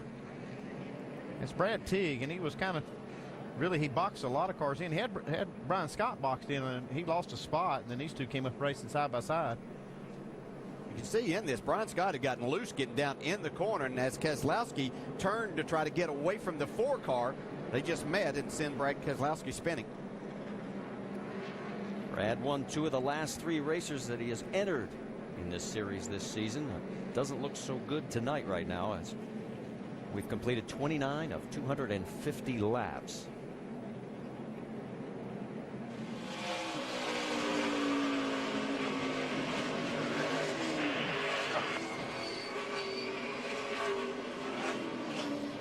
So there you get Brad's view of it, as he'd made it back to pit road, and crew is still trying to fix the damage. As of right now, he has already lost 2 laps. Several other cars are now off behind the wall. We can update you on those. David Starr, Scott Riggs, Josh Wise has joined Green, Miller, and Clements.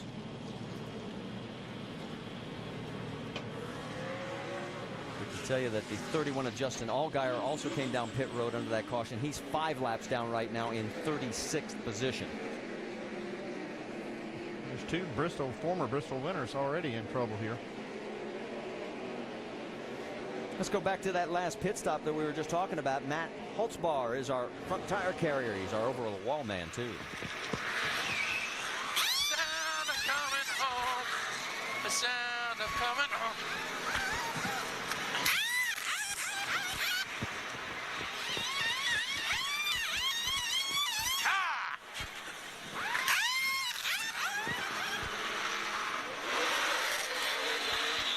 That's a first. I don't remember anybody singing before. Matt can actually carry a tune. All right, here we go again.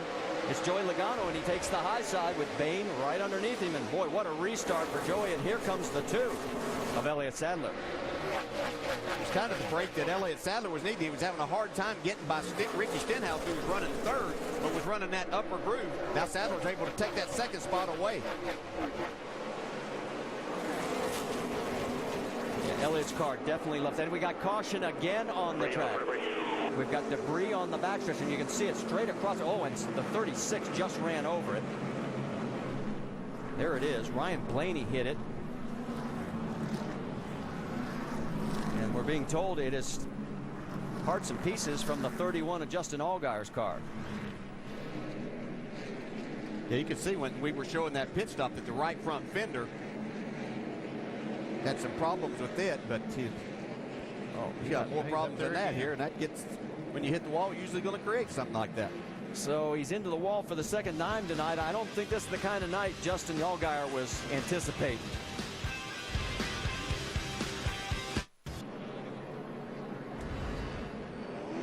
Back here at the Food City 250, we have the race leader on pit road, Vince. Joey Logano not happy with his race car. He says it's starting to snug up, but all in all, it's a little bit too free. Now remember, they've got a competition caution coming at lap 50, so they can't take fuel here. They just made the chassis adjustment and a 4-tire change. Are you guys as baffled as I am? Yeah, the only thing I could think is they want to get their tires now, and in 15 laps, less than 15 laps when we have the competition, then they're only going to get fuel and try to steal some track position that way. Well, they'll be stealing it back. They were right there. But it doesn't make much sense because they were probably, I don't know. We'll see. Well, while we've got a moment, let's tell you what's coming up on the calendar because, of course, the NASCAR Sprint Cup Series will be here at Bristol at 7 Eastern tomorrow night on ABC. And then our next stop for the NASCAR Nationwide Series comes your way next week at Atlanta, 6:30 Eastern Saturday, and that is over on ESPN2. All right, let's listen in on the 18 radio. Maybe we can figure this out a little better, guys. Why the hell did we do that? I think most guys are going to take 2 under this competition caution at lap 50. This will give us 4, should put us out there with them. All right, crew chief, you like there's this? There's some logic to it. I'm not sure that everybody will pit at that lap 50 even. I think what the real strategy would be, if we hadn't had that, it would have been one pit stop, try to get to around that 100-lap mark, make a stop, and don't make another one. So we'll see if some people might even gamble on still staying with that kind of strategy. Yeah, I was talking about getting track. They obviously had track position. I should have said kind of ensuring maybe that they would get back to the front with people doing different strategies, and they wanted to get 4 tires on their car and make an adjustment. 22's back in, Mike. Yeah, lots of damage on the 22. In fact, they've cut the majority of the splitter off already. Looks like they're going to work on cutting the remainder pieces off because they've been dragging. They also pushed the nose in probably, I'd say, 6 inches. Both front fenders bent up a little bit. Also, the right rear quarter panel was bent in on the tire, cut down the right rear tire after the last pit stop. So still a lot of damage to repair here on Keselowski's machine. All right, thanks for the update, Mike. And Brad right now 5 laps down, shown in 35th position. We can tell you Jeremy Clements finally got his issues resolved. He is back out on the track. He is 35 laps off the pace. All right, Elliott Sadler is your race leader, and he has taken the high side. Trevor Bayne still on the number 2 spot down low. Austin Dillon, Ricky Stenhouse, Kyle Busch, Sam Hornish Jr. That is your top 6. We're back to green. Should tell you, Joey Logano, 28. Sure, when Elliott Sadler saw that 18 go to pit road, he was saying thank you very much because he was going to have to start on the inside with Logano as the leader, but here he's able to control the restart. Trevor Bayne's got to be just wishing and hoping that he gets some time to start on that high side because Ricky Stenhouse got around him, and Trevor's back to 3rd. And Trevor really doesn't even go to the top side after they get running or even the middle that much. He's been running a lot on the bottom. Heard him talk about his car being extremely loose as we see a pass on the inside by Kevin Harvick on Sam Hornish. And remember, it was Harvick that started 13th. One thing that's been happening here, these cautions, these hot tires on the cars are pulling all the rubber off the bottom side of the track when all the cars are running under caution. And they don't really pull it off that top lane. It takes a few laps for that bottom to come back in and get rubber back up. On board with Austin Dillon.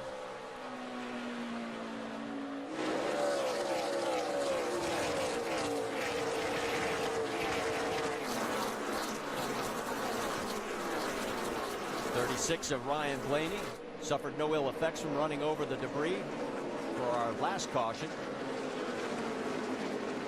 Also, you see Cole Witt there in the 88. He's running side by side with the 40 of Eric Darnell, at least for a moment. Now he falls behind. Caution out again. Our 4th caution of the night.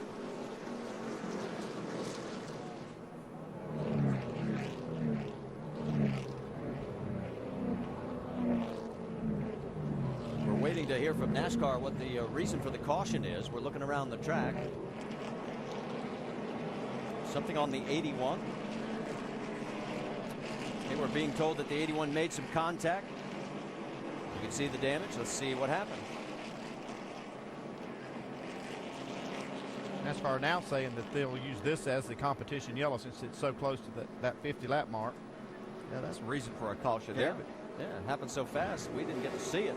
It'll be interesting to see what everybody chooses to do on this competition caution.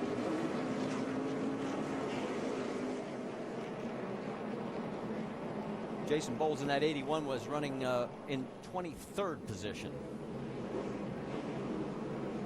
As you said, Andy, will they do anything at all? Joey Logano is 22nd after making that stop. You see Elliott Sadler's committed to pit road. Looks like the 6 car staying out. Like a lot of cars pitting, a lot more than I thought. I figured more would stay out. Cole Witt heading down pit road now. Pretty happy with his race car. Has been moving up steadily through the pack. Not at all experiencing what he had in practice. He had a loose race car, but the car has been rather neutral throughout this run. A 4-tire change on the 88, Dave. Elliott Sadler already gone. You saw the chassis adjustment. He's very happy with the race car. Crew Chief Luke Lambert telling him we're going to stick to our plan, which was to take no fresh tires. Vince? For Kyle Busch, Kyle says he just can't get it to dig in and be good, especially on the bottom. They discussed a track bar or wedge adjustment, instead decided to just go with an air pressure change. 4 tires for Kyle Busch. Now, right side tires only for Trevor Bayne. He said, guys, if this car is so free, I can't get after it on the restart. Right side tires, track bar adjustment to try to tighten him up.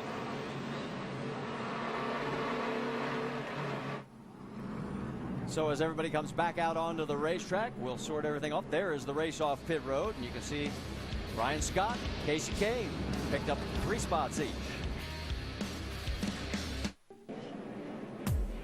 Back here at the Food City 250 at Bristol Motor Speedway, fans, remember to check out Race Buddy. Enhanced coverage for select Nationwide Series races with a lot more cameras than ever. Just log on to NASCARNationwideSeries.com/RaceBuddy. All right, let's check in with Dr. Jerry Punch and the strategy of the 6 team. Yeah, Mike Kelly kept Ricky Stenhouse on the track. And, Mike, why leave him out there? Well, we're hoping to get some track position here with the NOS Ford Mustang, get it out front here, try and lead a bunch of laps. And we're not in a fuel window or nothing. Tire wear was really good in practice. And just hoping to log a bunch of laps out front, kind of get away from this mess behind us. All right, maybe a 1 pit stop race for these guys. I like that strategy. I liked it. I was surprised that more people didn't use that. They're not, like I said, this didn't put anybody in a fuel window by making this stop. Ryan Blaney also stayed out. Joey Logano's strategy, his team paid off. He is now back up to 3rd. Elliott Sadler will restart 4th. Rick Crawford in the 74 will be in 5th, and Trevor Bayne rounds out your top 6. Kevin Harvick took only 2 tires, but they were left side tires. He will restart in the 7th position. And we've just been told that NASCAR is adding 1 more lap to this caution. The 31 of Justin Allgaier got the free pass. He is now 4 laps down. I can tell you Brad Keselowski is 16 laps in arrears. He is 35th. So there you see the fact that we had no waiver rounds. 31 total cars on the lead lap. And everybody will be going after Ricky Stenhouse Jr. on this restart. Yeah, the fact that Stenhouse stayed on the track kept any cars from taking a wave around there. Well, if you remember back at the March race, there were 4 total cautions for a total of 30 laps. We've had 4 cautions already tonight for 24 laps. Stenhouse takes the high side. You see Blaney right alongside.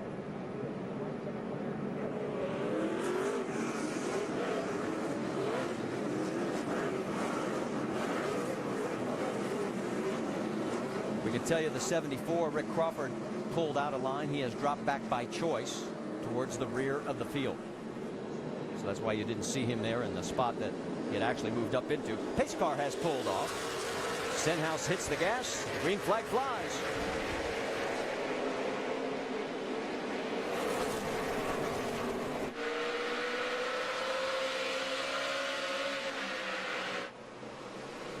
Whoa, Blaney got real loose. Yeah, that bottom groove is just extremely loose, especially as they try to get up to speed after these restarts.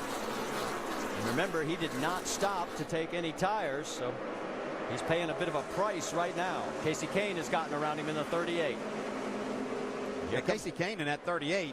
His car was pretty good in practice. He didn't get a good qualifying effort, but we certainly expected him to be up in the top 5 battling for a win tonight. Joey Logano in the 18 underneath the youngster. And there's Trevor Bayne in the 60 as we go on board with Trevor.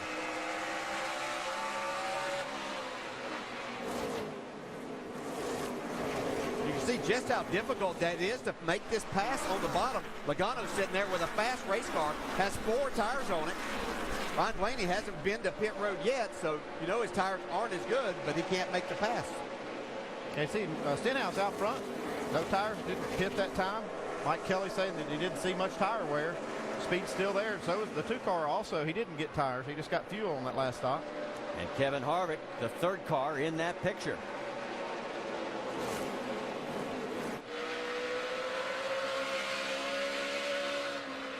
Harvick has led more laps here at Bristol than any other Nationwide Series driver. 1,075. He has yet to lead tonight.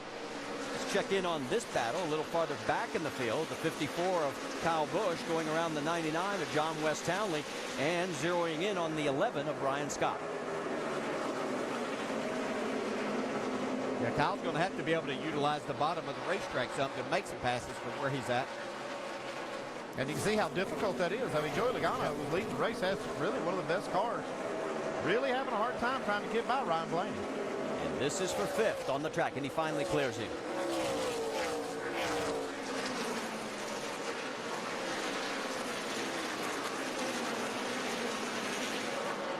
Checking in on Austin Dillon and Sam Hornish Jr. Now spinner on the back straightaway. The 11 of Brian Scott. Lock it down. All right, go ahead, keep rolling here, keep rolling. So now we have our 5th caution of the night here on lap number 63. And got Brian, similar damage to what we saw on Brad Keselowski's car front end. He was running 8th. Let's take another look.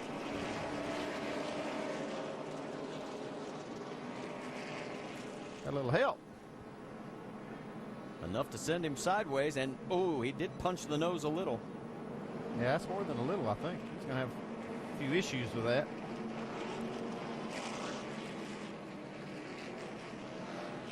Yeah, I don't think Brian's going to be real happy with Kyle right now.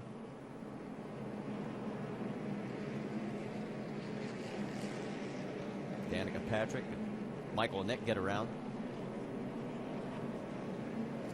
That's a lot of the racing that we fans are accustomed to seeing here at Bristol. Those types of things as drivers, especially on that inside, have to really get a run.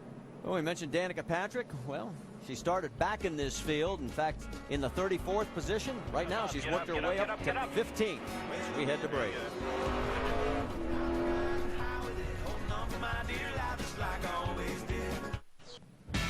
Well, I'll tell you the truth. After Wednesday's truck race where they had, well, like 80, 85 laps green at the outset, not the case tonight. This is more like the Bristol everybody remembers where we have cars going every which way but straight.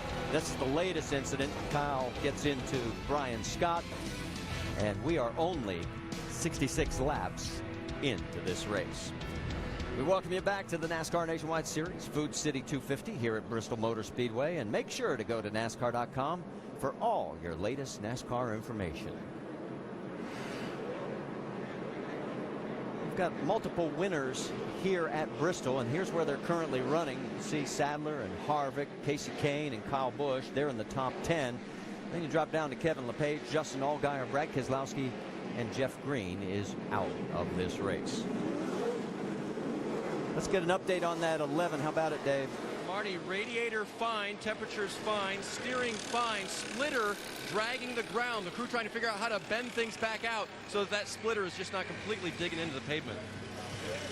Well, that is some good news. Meanwhile, let's check in on the 54 radio. Here's Kyle Busch. That was my bad. That was really my bad. Well, at least Kyle knows and fessed up and said, didn't mean to do it, but he did. All right, pace car has pulled off. 22 car is starting back in the back of the field. It's Ricky Stenhouse Jr. on the high side, your race leader, with Elliott Sadler alongside. Sadler was really hoping he might could clear Casey Kane to get back to that high side. So far, not able to do it. The reason the 22 went to the rear of the field, too fast entering pit road. You do not want to be on that bottom lane on these restarts. You just see how much of a disadvantage it is. Yeah, so far, the best you've been able to do is come out third. Joey Logano right in front of the 36, and he's able to clear Ryan Blaney. Logano keeps trying to make that bottom side work, and it's quite obvious if you're going to make passes, that's where you're going to have to get your car working. I think it will work after they run a few laps. Those first 2 laps, 3 laps after a restart, that bottom's just not there.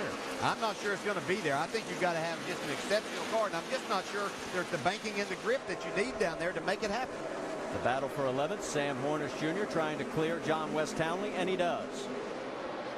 I think you can make some passes depending on who you're racing. See a little contact now.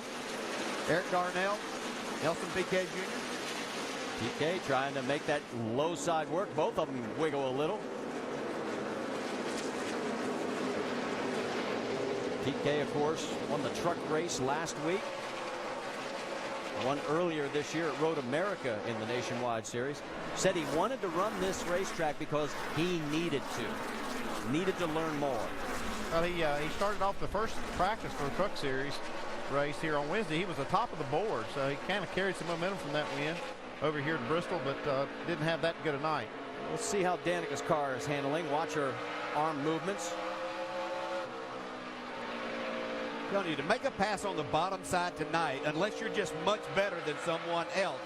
If your cars are somewhat close to equal, you're going to have to use your car to make that happen. You're just going to have to put the bumper to them, slide up, get them out of the groove. Vince, how about Danica?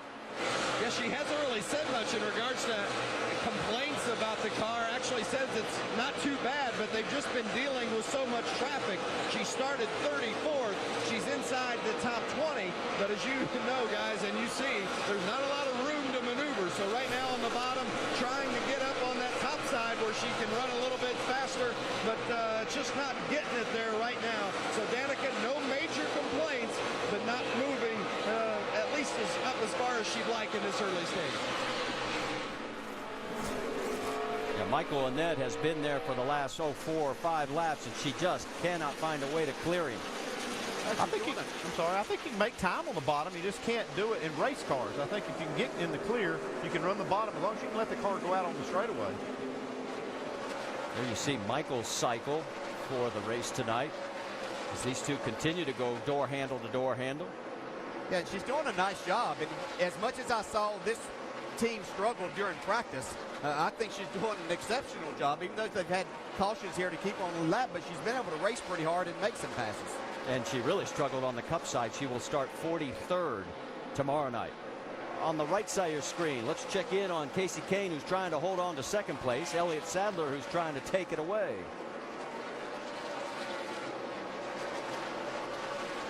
Joey Logano took a peek under the 33 of Kevin Harvick on the right side there. And this is where the frustrating part comes for Sadler. He's got a little bit faster car than Kasey, but what's he going to do with it? Yeah, you're just going to, as I said at the opening of the show, I think you're just going to have to use the bumper. It's like it used to be when you were racing on the bottom. It's just moved to the top now. Well, these 4 cars are all chasing Ricky Stenhouse Jr. He's got a 1-second lead, and that's the biggest lead we've had all night, and we're working lap number 84 here at Bristol.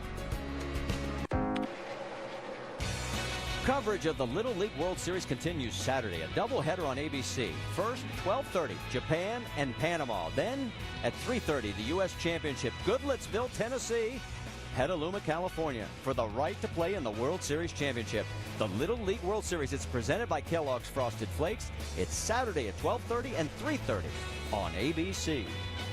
Well, during the commercial break, the lead is tightened up, and you're saying, whoa, wait a minute, how'd the 18 of Joey Logano get all the way up there? Let's watch this before we show you how the 2nd through 5th place positions shuffled during the commercial, because Joey's 4 tires are working. Yeah, they're starting to pay off for him right now. He made that move, that strategy move, where he made that pit stop before everybody else, before the competition yelled, got the 4 tires, and then stayed out. And remember, Stenhouse stayed out at the competition caution and is still on the original tires. Yeah, and that's where you're seeing this advantage wasn't apparent. The tires weren't until they've run quite a few laps, and now it's starting to show up. That battle continues. Kevin Harvick, we can tell you now, is in 3rd place. Kasey Kahne 4th. Elliott Sadler and Kyle Busch round out your top 6.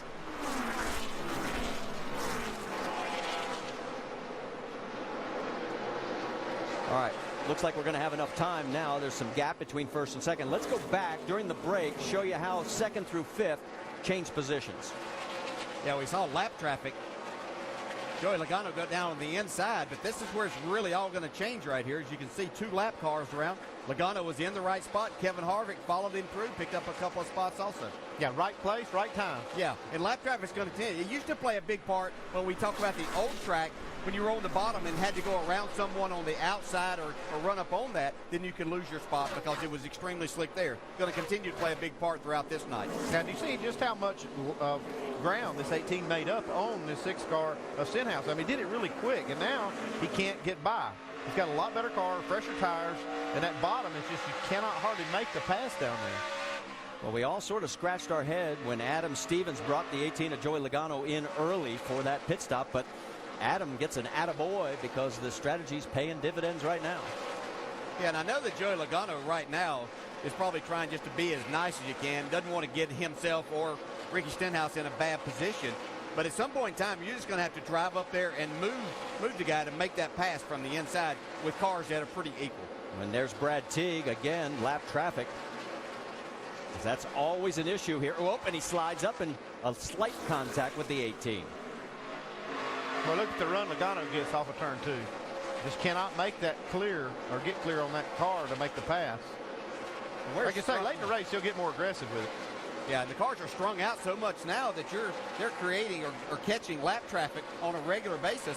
Ricky Stenhouse being able to utilize that to his advantage right now. That was Joey Gase in the 52 that they went around. Gase 31st, several laps down. See Benny Gordon lap car there, and Elliott Sadler trying to work by him with Kyle Busch, Casey Kane. Sadler was finally able to get by Casey Kane, and Kyle Busch has followed his way and made his way through as Logano got a nose out front, but he hasn't made the pass. Oh, and Mike Wallace is right there, and he's going to be the pick. Get under. Still there, still there.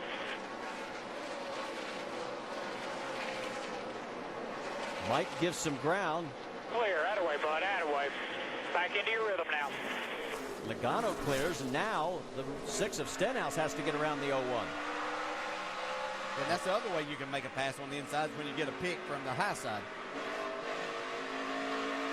And Wallace isn't making it real easy. They're still side by side.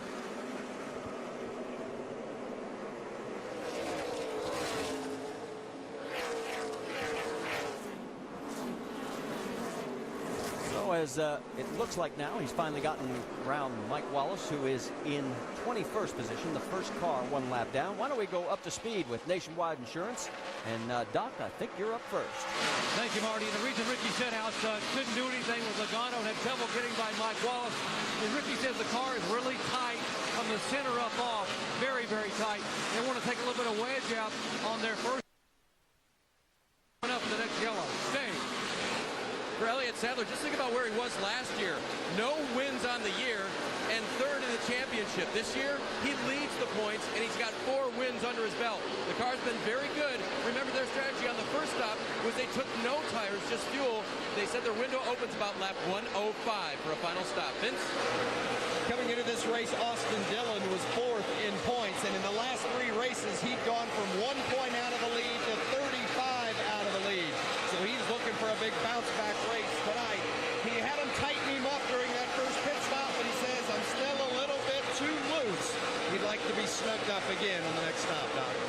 And back hanging in the top 10, there's Sam Hornish Jr. right there in the blue car. Sam said, you know, the car was sliding the rear end when he got back in the throttle. They made a wedge adjustment on the pit stop. It's better, not as good as it needs to be. Marty? Caution on the racetrack, guys. Our 6th of the night. The 41 of Fane Skinner has gone around. Nice and easy. Back up a little bit.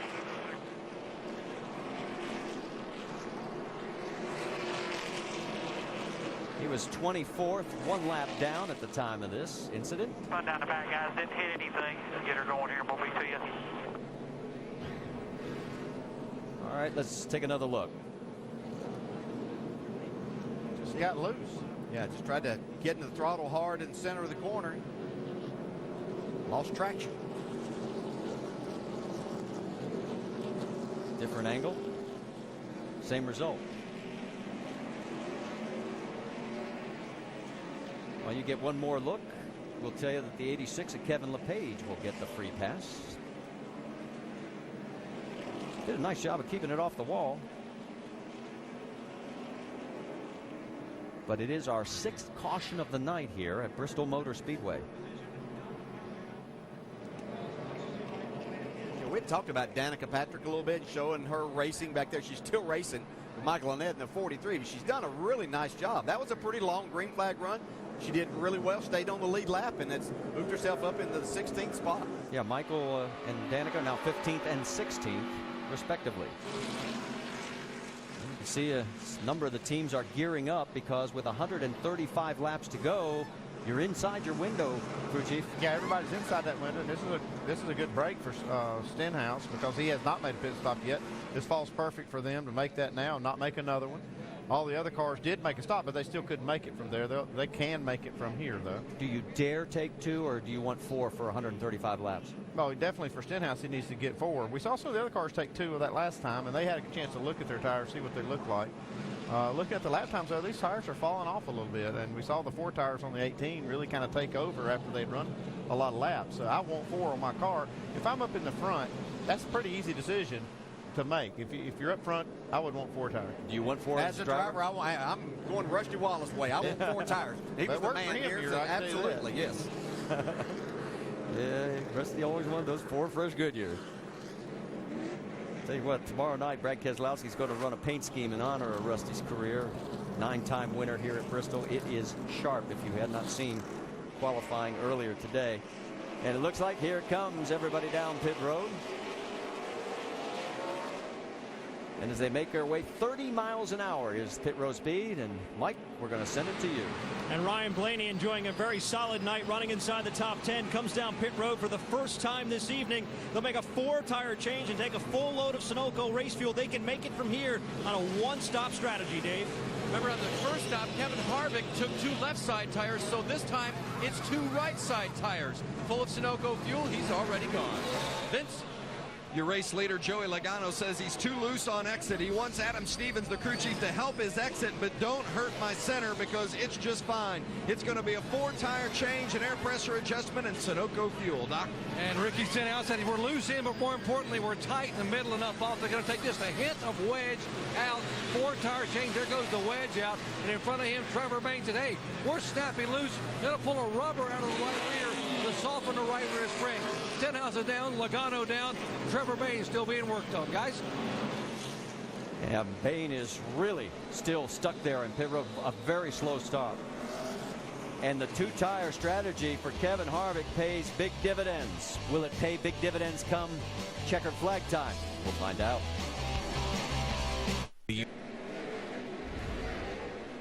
After 120 of 250 laps, our 6th caution continues, and a lot of action on pit road. Let's show you as we had several incidents. Joey Logano first, guys.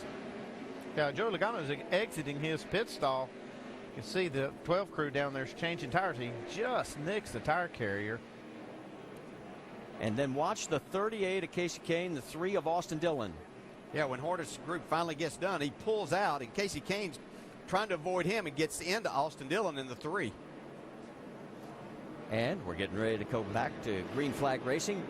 And we'll find out if 2 tires works for Kevin Harvick, as he is the race leader, picks the high side. Joey Logano underneath, behind them. Stenhouse, Sadler.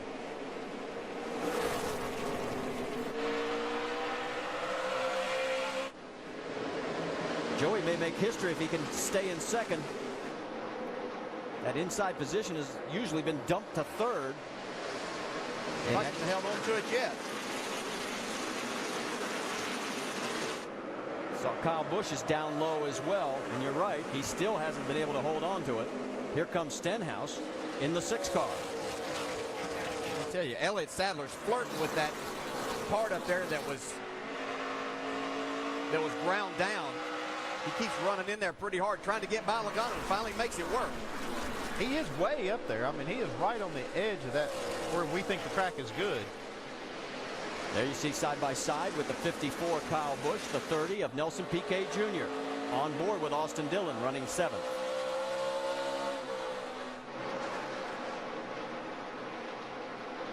I have to be impressed with Nelson Piquet Jr. doing a great job up here inside the top 10.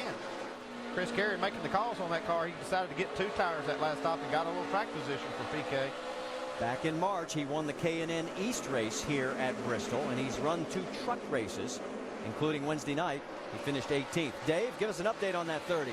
And Marty, even that marginal finish on Wednesday, Nelson told me this morning it was great for him to be able to compare that truck to this car because the things he was doing were similar. Some were good, some were bad.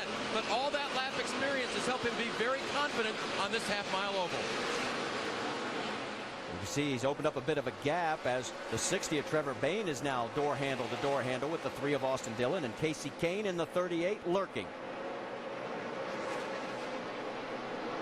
All these drivers with fresh tires, they know that they need to strike right now and try to make some gains while they possibly can, especially if you're going to run that bottom side. I would think that now would be a time that you might have enough grip to try to make a pass, but you can see Trevor Bayne headed the wrong way. Now Austin Dillon took a peek down low.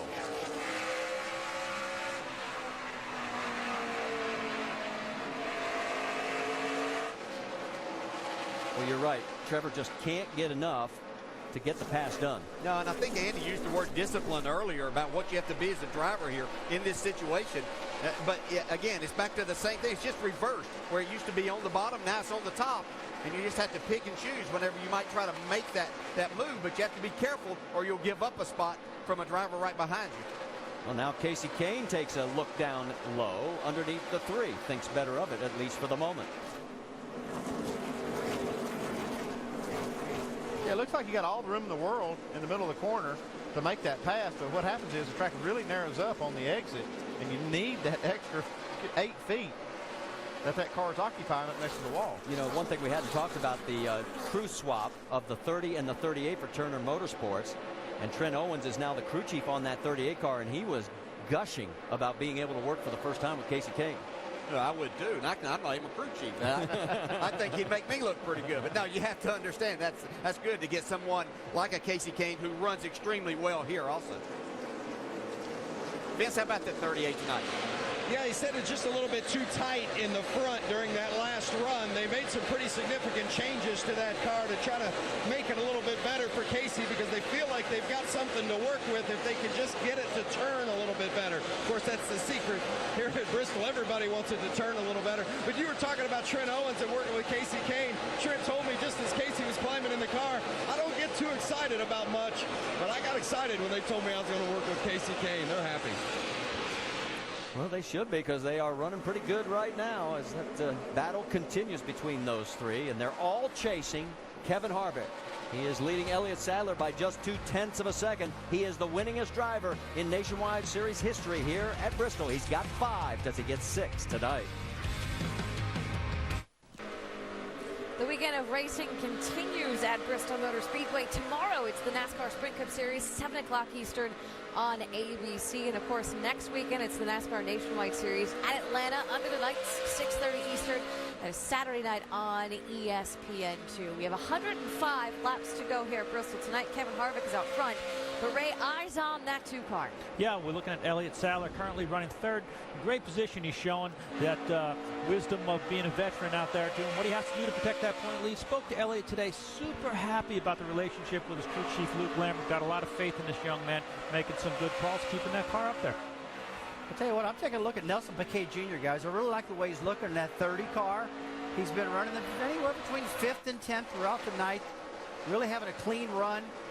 You know, he had an opportunity to win the K&N race here back in March. Got a little experience in track. He ran the truck race the other night.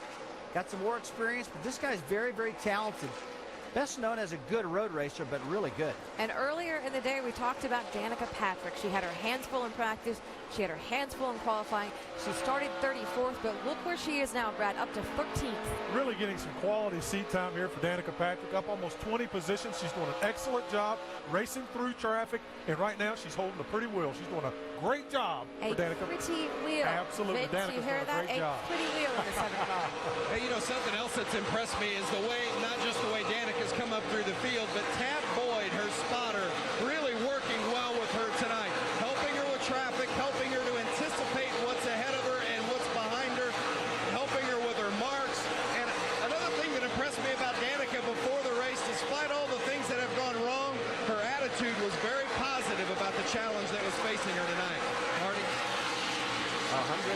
to go. Thank you, Vince. We have a total of 20 cars on the lead lap. 8 cars are out of this race officially. And they're all chasing Kevin Harvick right now, who just keeps continuing to add to his total laps led. It came into tonight at 1,075, and he has already led 35 more. But there's Joey Logano lurking and looking to strike and take the lead. Yeah, at some point in time, this lap traffic is going to determine who may be in front when it comes time to win this race. The lap traffic usually is moving to the inside, but they're on the outside, they're in the middle, and everywhere here, and it's making it difficult for these leaders to anticipate that. We could see that change up front. Sounds like to me you'd be laying some bumpers on somebody. Well, you're going to have to do that. You know, you don't want to create an accident, but it's hard to anticipate where they're going. Well, you can see Kevin has now gone from the high side down to the low side to get around the 81. Joey Logano also clears. There's the 2 of Elliott Sadler trying to negotiate the lap traffic. 96 laps to go under the lights at Bristol.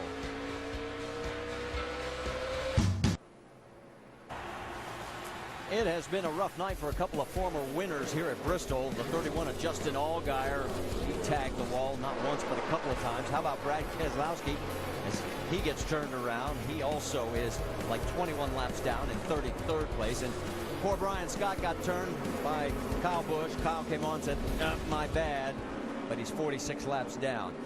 Meanwhile, the race leader is Kevin Harvick. He is our 5th different leader. We've had 7 lead changes. A total of 6 cautions for 37 laps. The 18 car right behind him there is 2nd place Joey Logano.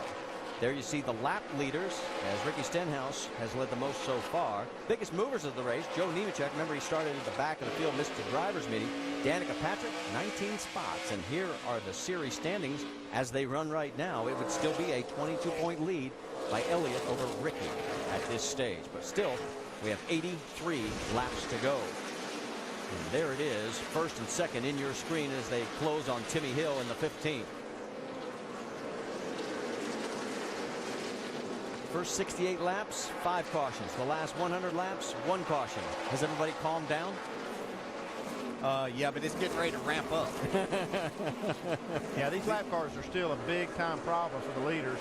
They're supposed to lay over to the inside, let the leaders pass on the outside, and they're just not doing that because the faster line seems to be up, and they're catching these lap cars and they're staying up in that top lane. That's been a big problem for them. Side by side, Joey had a look for a moment. He's going to try it again. Here comes, he's going to try and use the 31 as a pick. Kevin says no way. Well, Justin Allgaier did a nice job of slowing down and giving them some racing room there, because it looked like Logano had made the right move there and was going to trap Harvick behind that car. Caution is out. The 24, Benny Gordon, has gone around. 7th caution of the night. You can see the damage on the right rear quarter panel. Quarter, but I think we're okay. He was running 21st, just 1 lap down. Let's go back and show you exactly what happened.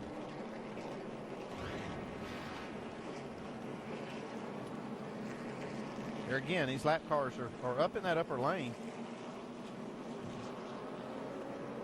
Danica Patrick gets through. Let's go maybe get a better view of it here on board with Danica. 43, check up. Check up, get down, come on, get down. Watch this, check up, watch this, 24. Good job. Come on. Looked like the 30 of Nelson PK just got in there, and that, the lap cars up in the groove that they need. Yeah, and that's the problem that we're seeing, these lap cars, because the cars are hard to drive down on the bottom side, and so they're more comfortable up there, and that's where the lap cars are running. And some drivers that just, and PK being one of those, that I don't think has a good feel for his car down on the bottom of the racetrack. Well, the 19, Taylor Malsom, will get the lucky dog. He'll be the 18th car back on the lead lap, and we'll reset it for you when we return to Bristol. Under our 7th caution for the day at Bristol, so the Ram Race Rundown will get us caught up with what has happened so far, and we'll start with those early cautions. Oh, you see Brad Keselowski out there trying to make a pass, just kind of run out of room and takes a nice slow spin. We thought he was going to be okay. He got that front end into the wall a little bit. Kyle Busch accidentally gets into Brian Scott there. Kyle said it's my fault. Brian drives away, though. He's still racing hard. Danica Patrick doing a good job moving up from the back of the pack, missing the wrecks. Really close right there. That said, she just stopped under this caution. Too fast exiting for Danica. Man, she was doing so well, moved up 20 positions. Too bad. Another one of those pit road issues. Yeah, scary right here. Anytime a car is that close, makes contact with pit crew members, you can see a little bit of damage from that tire on Joey Logano's left front, but thank goodness nobody was hurt on pit road. You see this right here. Yeah, you see the 38 Casey King gets stuck between Sam Hornish and Austin Dillon. All three of those guys got a little bit of a scrub up. And the strategy coming into play here, Elliott Sadler wanted 2 tires. He got 4, and he watched his teammate, Kevin Harvick, drive by and out to the lead. What do we make of Kevin Harvick's strategy so far today? Because, Ray, I know you like it. I think Kevin was doing a great job, because if you look at it early around lap 50, when everybody else took 4 or none, he put on left sides. And then he came in later when they pitted around lap 119, or it was to get in his fuel window, he put his right sides on, got that track position, he's been out front. And the track has really changed over the course of this one. At the beginning, it was very loose all over. Now we're seeing the top line starting to come into play a little bit more. I really didn't expect it either, Brad. Do you? I thought that the bottom lane will be better, and the bottom lane's no grip at all. So they're really concerned about that right now. Yeah, I agree with you. That top lane seems to be holding a little bit more. We see Elliott Sadler, though. He's getting higher and higher. I think by the end of the night, he's going to be up near the wall. Kevin Harvick back driving with Richard Childress Racing. 32 of his 37 Nationwide Series wins have come for RCR, Marty. And let's listen in on his radio. When you're in traffic and you both roll the bottom, you beat them through the bottom when you both are rolling the bottom past the cars. And we should update you as far as pit strategy from 11th through 18th. And that's the 18 cars that we have on the lead lap. They all stopped and took tires. And as you heard, Danica Patrick was in that group, but she will have to start at the back of the longest line for her speeding penalty. Yeah, it looks like Logano might have a little better car than Harvick. But Harvick's doing a great job of managing the race so far, but it's going to get tougher and tougher as we get closer to the end. And we just got word Nelson Piquet is going to have to go to the back. They had an uncontrolled tire outside the pits box, so he will join Danica at the rear of the field. All right, we heard from Kevin Harvick. How about second place Joey Logano? Let's listen in. It was tight, and then all of a sudden, light switch to the loose side. Like it was all of a sudden. I just got to take care of the rears. There. Well, that's what happens. I mean, these tires get laps on them, and especially here, it seems like that right rear, it just takes its toll on it. Yeah, especially as you're trying to run that bottom and make a pass there, then you heat that right rear up. And that's going to be an issue, because Kevin Harvick's not going to let him go to the top side unless they run up on some traffic. All right, Kevin Harvick, as the race leader, has selected the high side. Alongside is Joey Logano. And then it's Elliott Sadler, Ricky Stenhouse Jr., Kyle Busch, Casey Kane in row 3, Austin Dillon, Cole Witt, Ryan Blaney, and Michael Annett round out. It's your top 10. Pace car has pulled off. Harvick leads them around. And here we go.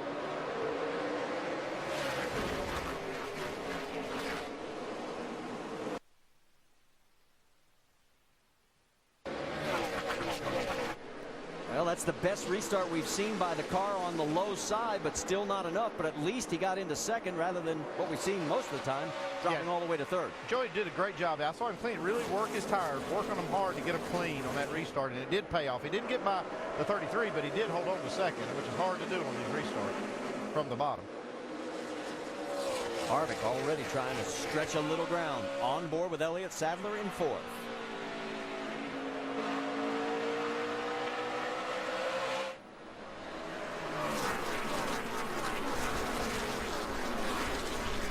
See the three of Austin Dillon there for a moment. Here's Trevor Bayne. He's side by side with Sam Hornish. And right in front of the two of them is the 43 of Michael Annett. Yeah, these are a couple cars that got fresh tires there on that caution. You might see them make some headway up through. I don't think they'll make it to the front. But this is the best we've seen Trevor so far tonight. Looks like Trevor is going to be able to clear Annett. Maybe, maybe not. Battle for the race lead. Again, Joey Logano pulls even, but cannot get by on that low side. When you see there the 6 car right behind him in third spot. We were talking about how high Elliott Sadler was running. I think that Ricky Stenhouse is taking this to another level. I don't know if his car is pushing that much. He's just kind of diming it, but they keep pushing that groove up higher and higher in the center of the corner. Well, he told me before qualifying and before the rain, he really did like to run up there. And then, of course, everything changed after we had that heavy downpour. But right now, they are going up. I just wonder how many laps you can put on these left sides and still have a good car. At the 33, he's got about, I don't know, 30 laps, maybe 20, 30 laps more on his left sides than say does the 18. Actually, probably got more like 50 laps. Well, he changed those left sides on lap number 47, and we have completed 187. Yeah, I'd have to say that the likelihood that he'll get past if this continues under green for another 25 or 30 laps, that those tires that Joey Logano has on will take over. So far, so good, though, for Kevin Harvick. Vince? In fact, guys, just exactly what you were talking about. Crew Chief Adam Stevens told Joey Logano about Kevin Harvick's tire situation and said, just keep working him. You're going to get him eventually. Those tires are going to wear out, so be patient. You're going to get him. So they're thinking along the same lines as you guys are, or maybe it's vice versa. I don't know if that's good for him or not. Yeah, I know. Like us. I just think Harvick's doing a great job of managing the race and keeping the lead. It's going to be tough. When they get to these lap cars, I think it can play into Harvick's hands. We had a little bit of contact with the 60 and the 88. Trevor Bayne and Cole Witt. Let's go back and show you. Yeah, it was about to be big coming off of turn 2. Trevor Bayne's been trying to get around this 88 of Cole Witt. Ooh, that was just about big. And that's what it's going to take, trying to make a pass on the inside. I've been saying that, but you're going to have to get rough here as these laps wind down. Watch him right here. Come on with it. Still out there, no caution. That's the battle for 7th. It's still going on. Yes, Finally, looks like he's going to muscle his way by Cole Witt. Or if Cole Witt might get to his back bumper before he gets away. I don't think he can. There you see the 3 of Austin Dillon behind as well, as he's side by side with the 43 of Michael Annett. And here comes Sam Hornish on the high side. If you pull off one of those moves, you got to make it good by getting away, or it can come back to you. Well, as we have seen all night, running the low side is very difficult. Everybody's still chasing Harvick. He's led the most laps 7 times here. Guess who's led the most tonight? The 33.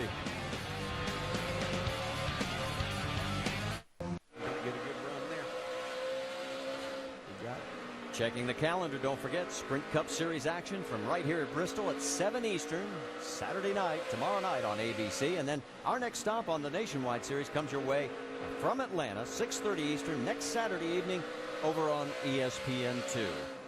47 laps to go. Kevin Harvick is in front of Joey Logano. There's the gap between first and second.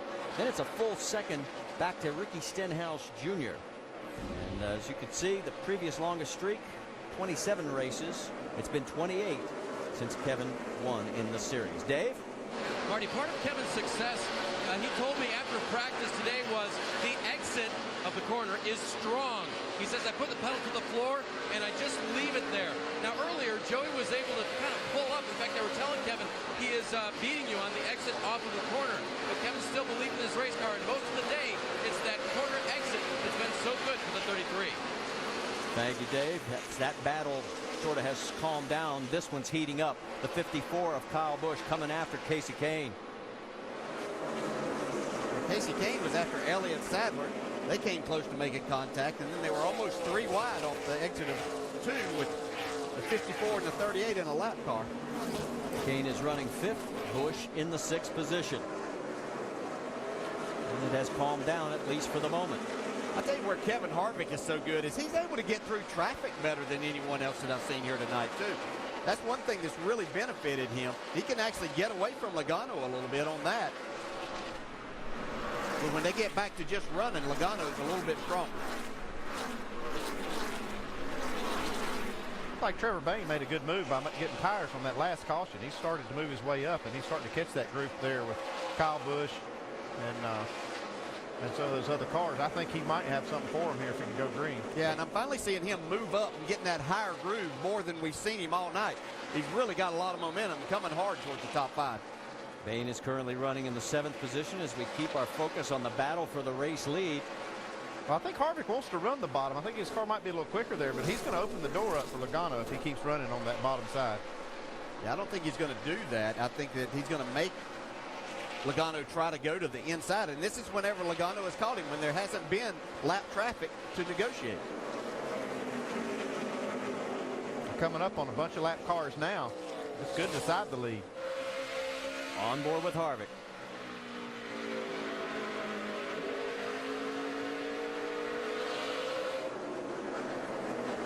They get around the 52 of Joey Gase again, safely. Yeah, and I'd have to say the next time that Logano gets a good run and can get beside Harvick, he's going to have to rub on him a little bit. See if he can get him up closer to the wall, maybe in some of the slicker areas of the racetrack up top.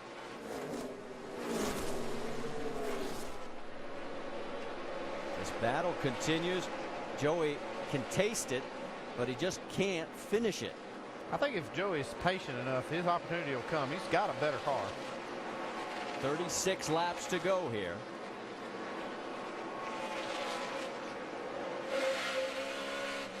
This is going to be a mess right here. They're catching a bunch of lap cars. Yeah, and I think Harvick made a decision right there that didn't benefit him. He got pinched, yes, sir. Jeremy Clements in that 51. The 18 of Logano was able to use him as a pick, and we have another lead change. So Joey Logano now has the point. We'll find out if Kevin Harvick can take it back. There's your top 5 with 34 laps to go here at Bristol. 25 laps to go here at Bristol Motor Speedway, and the race leader is the 18 of Joey Logano, and he had a 1.2-second lead, but the caution is out. The 99 of John West Townley. Yeah, he hit the wall coming off turn 2. He got up out of the groove. This is the second time he's been in the wall.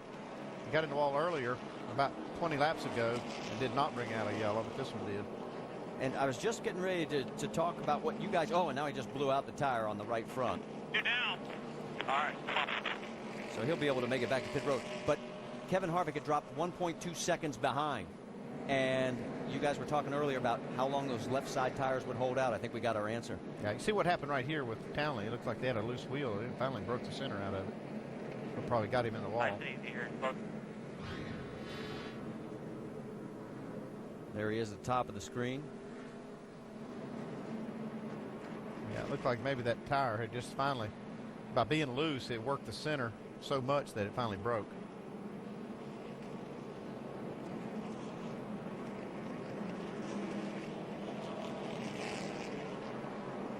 From Justin Allgaier's on board. Give you another view. All clear. Slow up top. Watch. Inside. Caution's out. Well, you see right there, the whole center part of that wheel is just completely gone. Only thing holding it on now is the fender. Well, he was 16th. He was the last car on the lead lap. He had a good run going. Let's check in on the 18 radio. Really, sir, caution for that. I know what you're doing. Okay, buddy. You got plenty of fuel. Just keep your tires clean. Well, obviously Joey was not happy that the caution came out because it wiped out his 1.2 second lead. That's right, when you're the leader. Well, we'll reset it for you, and there's what's left of that tire off of John West Townley's car, and I guarantee you that is a little warm on that rim.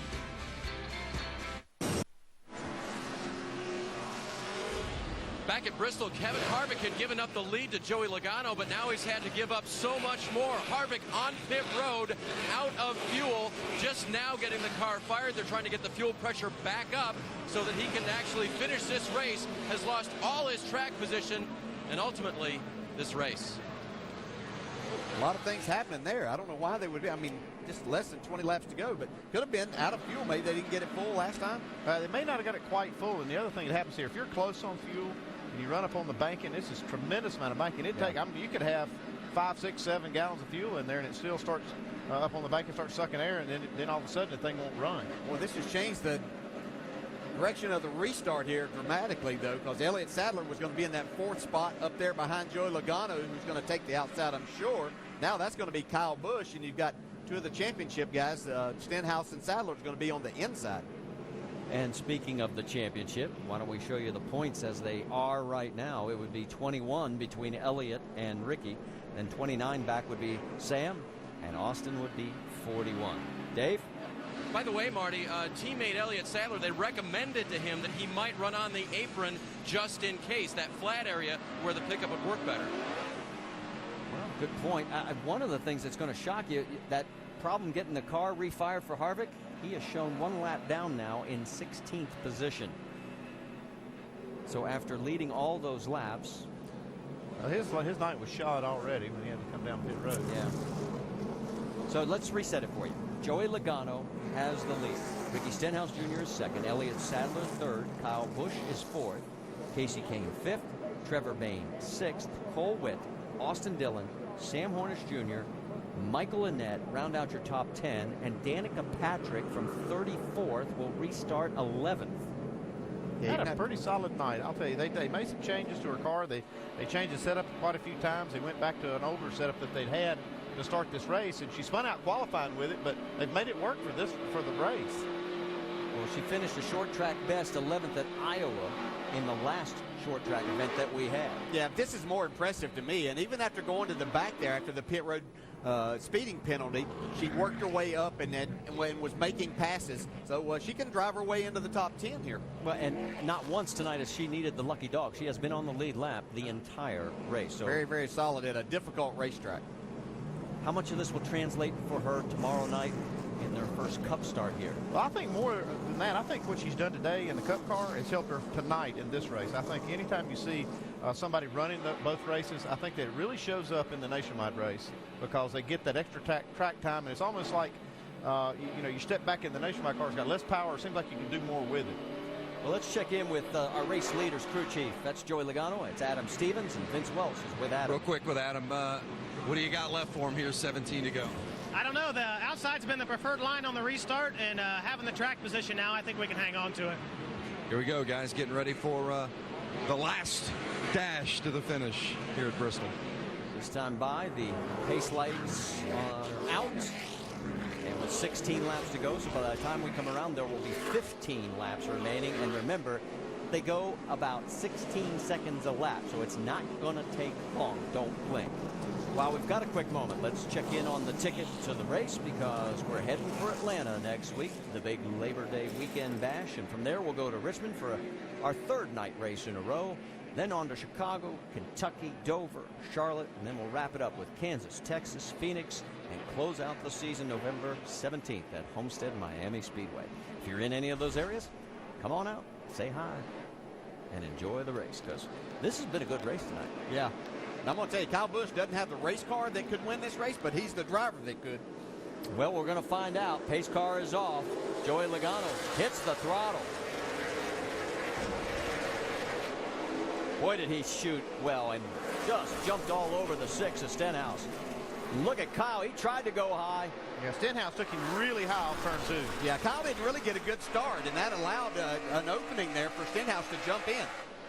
Side by side, 54 of Busch. Underneath him, the 2 of Sadler. And Sadler wants to pull up in there, and yes, he will now in front of Trevor Bayne.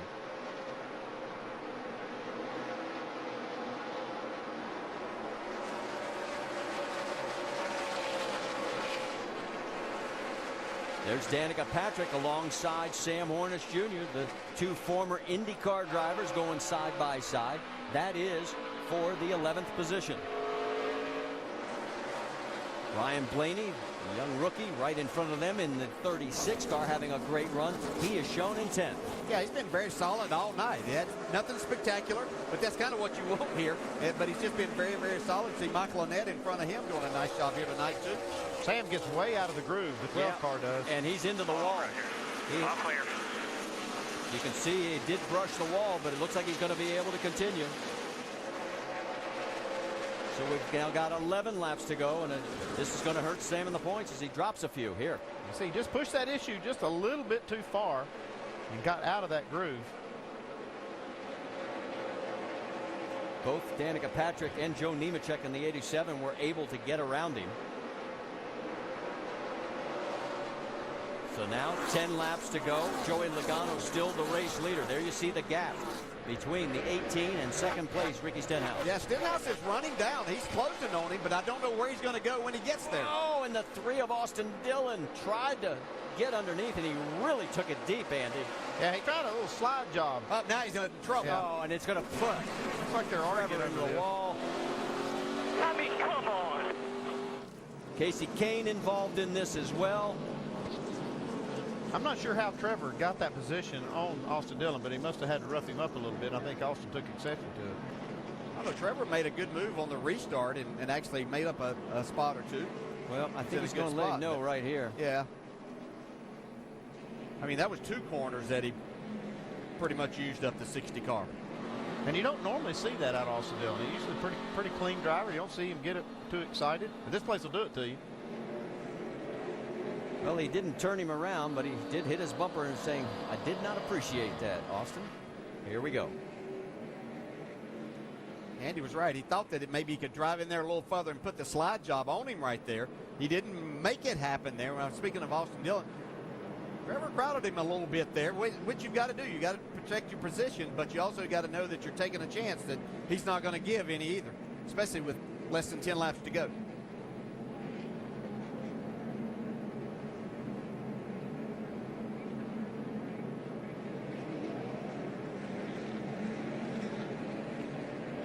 It's the initial move.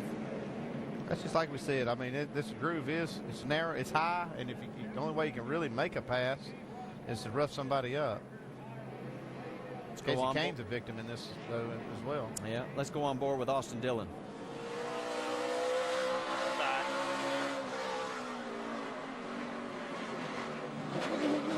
Hang on to it. Come on, straight. Come on. Caution's out. You're all good. Let me look.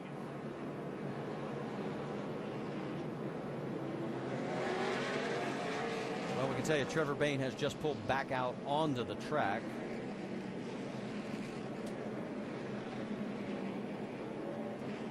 All this was a battle for 5th at the time.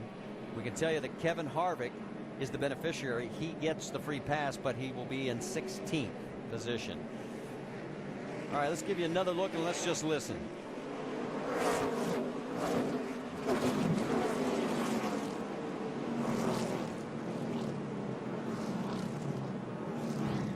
Let's get an update on that 60 car. How about it, Doc? Well, he's been on pit road once, and now he's got to come back in. He said he didn't have any brakes, so he got to bring him back in and take a look at the rotor. Maybe when he pancaked the wall a moment ago, Trevor said we probably just damaged the brakes and we've got next to nothing. So he's going to try to just quietly ease down pit road and get this thing stopped and take a look at it. Well, he had such high hopes tonight. Of course, the We Back Pat campaign for former Tennessee Volunteers women's basketball coach Pat Summitt. She is here tonight as the Grand Marshal cheering him on, as is the entire women's basketball team from Tennessee. And he had a potential top 5 run until this. Yeah, speaking of the top 5, we saw there at the end as Casey Kane was spinning down. Cole Witt just sliding by there. We haven't talked about him a lot tonight, but he's done a nice job staying up there working on his car and got himself in the top 5 right now. Well, this is our 9th caution. We've had 58 laps under caution, and for those who wanted to see a lot of bumping and banging, you got it. It's the highest total this year in the Nationwide Series. We had a previous high of 8 at Daytona and last week at Montreal. And you know how wild Montreal was. So while we're still under this caution, let's take a moment to talk about what's coming up on our coverage of Little League World Series action, because it continues Saturday and we've got a doubleheader on ABC. These kids are fun to watch. At 12:30, it's Japan taking on Panama. Then at 3:30, it's the U.S. Championship, Goodlettsville, Tennessee versus Petaluma, California. The winner plays in the World Series Championship game. It's the Little League World Series, and it's presented by Kellogg's Frosted Flakes. It's Saturday at 12:30 and 3:30 on ABC. Japan will be hard to beat. I don't think they've given up a run in the Little League World Series yet. Those kids are so much fun to watch. It is great watch. They play for the love of the game. Austin Dillon played in the Little League World Series as a kid. All right. We're going to have final 2 laps as we go back to green flag racing. Joey Logano on the high side. And he gets another great restart. But look at Sadler. Be smooth. You got a lapper in front of you. Next time by, it'll be the white flag. Look at Kyle. He's sliding up. He manages to regain control. Got some contact. Come on. And it's going to cost Sadler dearly. Yeah. Six Star didn't mind using this bumper to Sadler there. It cost him a few spots. On the final 2 corners, Joey Logano is going to pick up victory number 6 for the year. Ricky Stenhouse Jr. comes across in 2nd place. Kyle Busch 3rd. Thank you, guys. Good car, Adam. You the man. That was fun. Good job. Woo! Bristol, baby! Finally won here. His 15th career win. His first win in his 8th start here at Bristol. His previous best was 2nd in this race last year. Elliott Sadler came across the line in 5th. It is going to affect the points slightly. I think it's going to affect his temper a little bit more. Yeah, and Austin Dillon was 4th even after that crash just a few laps before. That's right. All right, Doc, take it away. Adam Stevens, you made a call early on. You made a call to bring your driver out of the lead to pit. Even he didn't know what you were doing, but you had a plan. Yeah, you know, Joey's got a way of making me look smart sometimes. I really expected some guys to come down. It's kind of a typical thing to do when you have a NASCAR caution so early in the race. But it didn't work out, and then we rolled the dice again and got our track position back. And early in the race, the tires made a difference when the track was green, and he drove back up there through traffic. And he just put a clinic on tonight. He did absolutely everything he needed to do and kept the car under him all night. And Joey Logano finally gets a win at Bristol. Marty? All right, thanks, Doc. And he wasn't the only one. Joey was surprised. We were all surprised, too. By the way. I'll give you a 9.5 on that one. How you like that? It might be in next week's Battle of the Burnouts on NASCAR Now. This might not go. All right, well, Ricky's going right down to talk to Elliott. And here we go.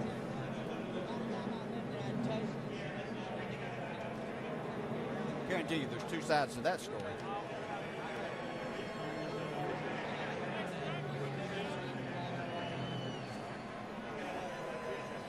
Well, Ricky is explaining, I'm not sure Elliott is buying. Well, I mean, it's pretty simple what happened. I mean, you see, he just got right in the back of Sadler. And these two have really raced each other clean for this championship. I'm not sure that was a good move on Stenhouse's part for what's going to come up in the future. All right, Mike, let's hear from Ricky Stenhouse. Well, it's Bristol, so beating and banging just comes with the territory. But I saw you go down. You spoke with Elliott Sadler. What'd you say? Yeah, I mean, that was my fault. Thought he checked up. I had a good run, and I should have lifted more and gave him more room. We're racing for this championship, and you hate to get into him like that. But, you know, I'm glad that it didn't crash him.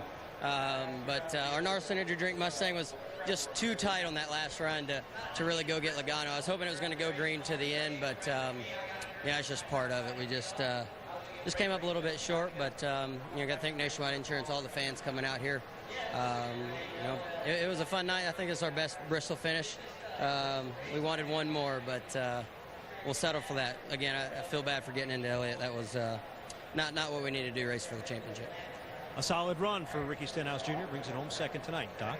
And Elliott Sadler leaning against the spoiler in the back of the car, trying to gather. Elliott, what did Ricky say to you when he came out of the car and came right to you? Well, he just said he didn't mean to hit us. And, you know, what I told him, I've always been careful around him last year and this year because we've always raced each other a lot of respect. And I'm glad he didn't wreck us. I mean, he pushed us out the way, but it could have been ugly. It's just not the finish we deserved tonight. We really wanted to race that 18 that last lap. We should have finished second at worst. Just proud of my guys. They had a fast car. It's just all about track position there at this new Bristol. It's not many lanes to pass on, but frustrating night to finish fifth. That means we got a pretty good race team. Do you race him now the way he raced you that last lap? The next chance you get? Yeah, I would say so. He just opened it up to where we can race each other a lot differently now the last 10 races. Elliott Sadler, guys. All right, so now we know exactly what's going to happen down the road, maybe next week as early as Atlanta. But right now, let's go celebrate in Victory Lane.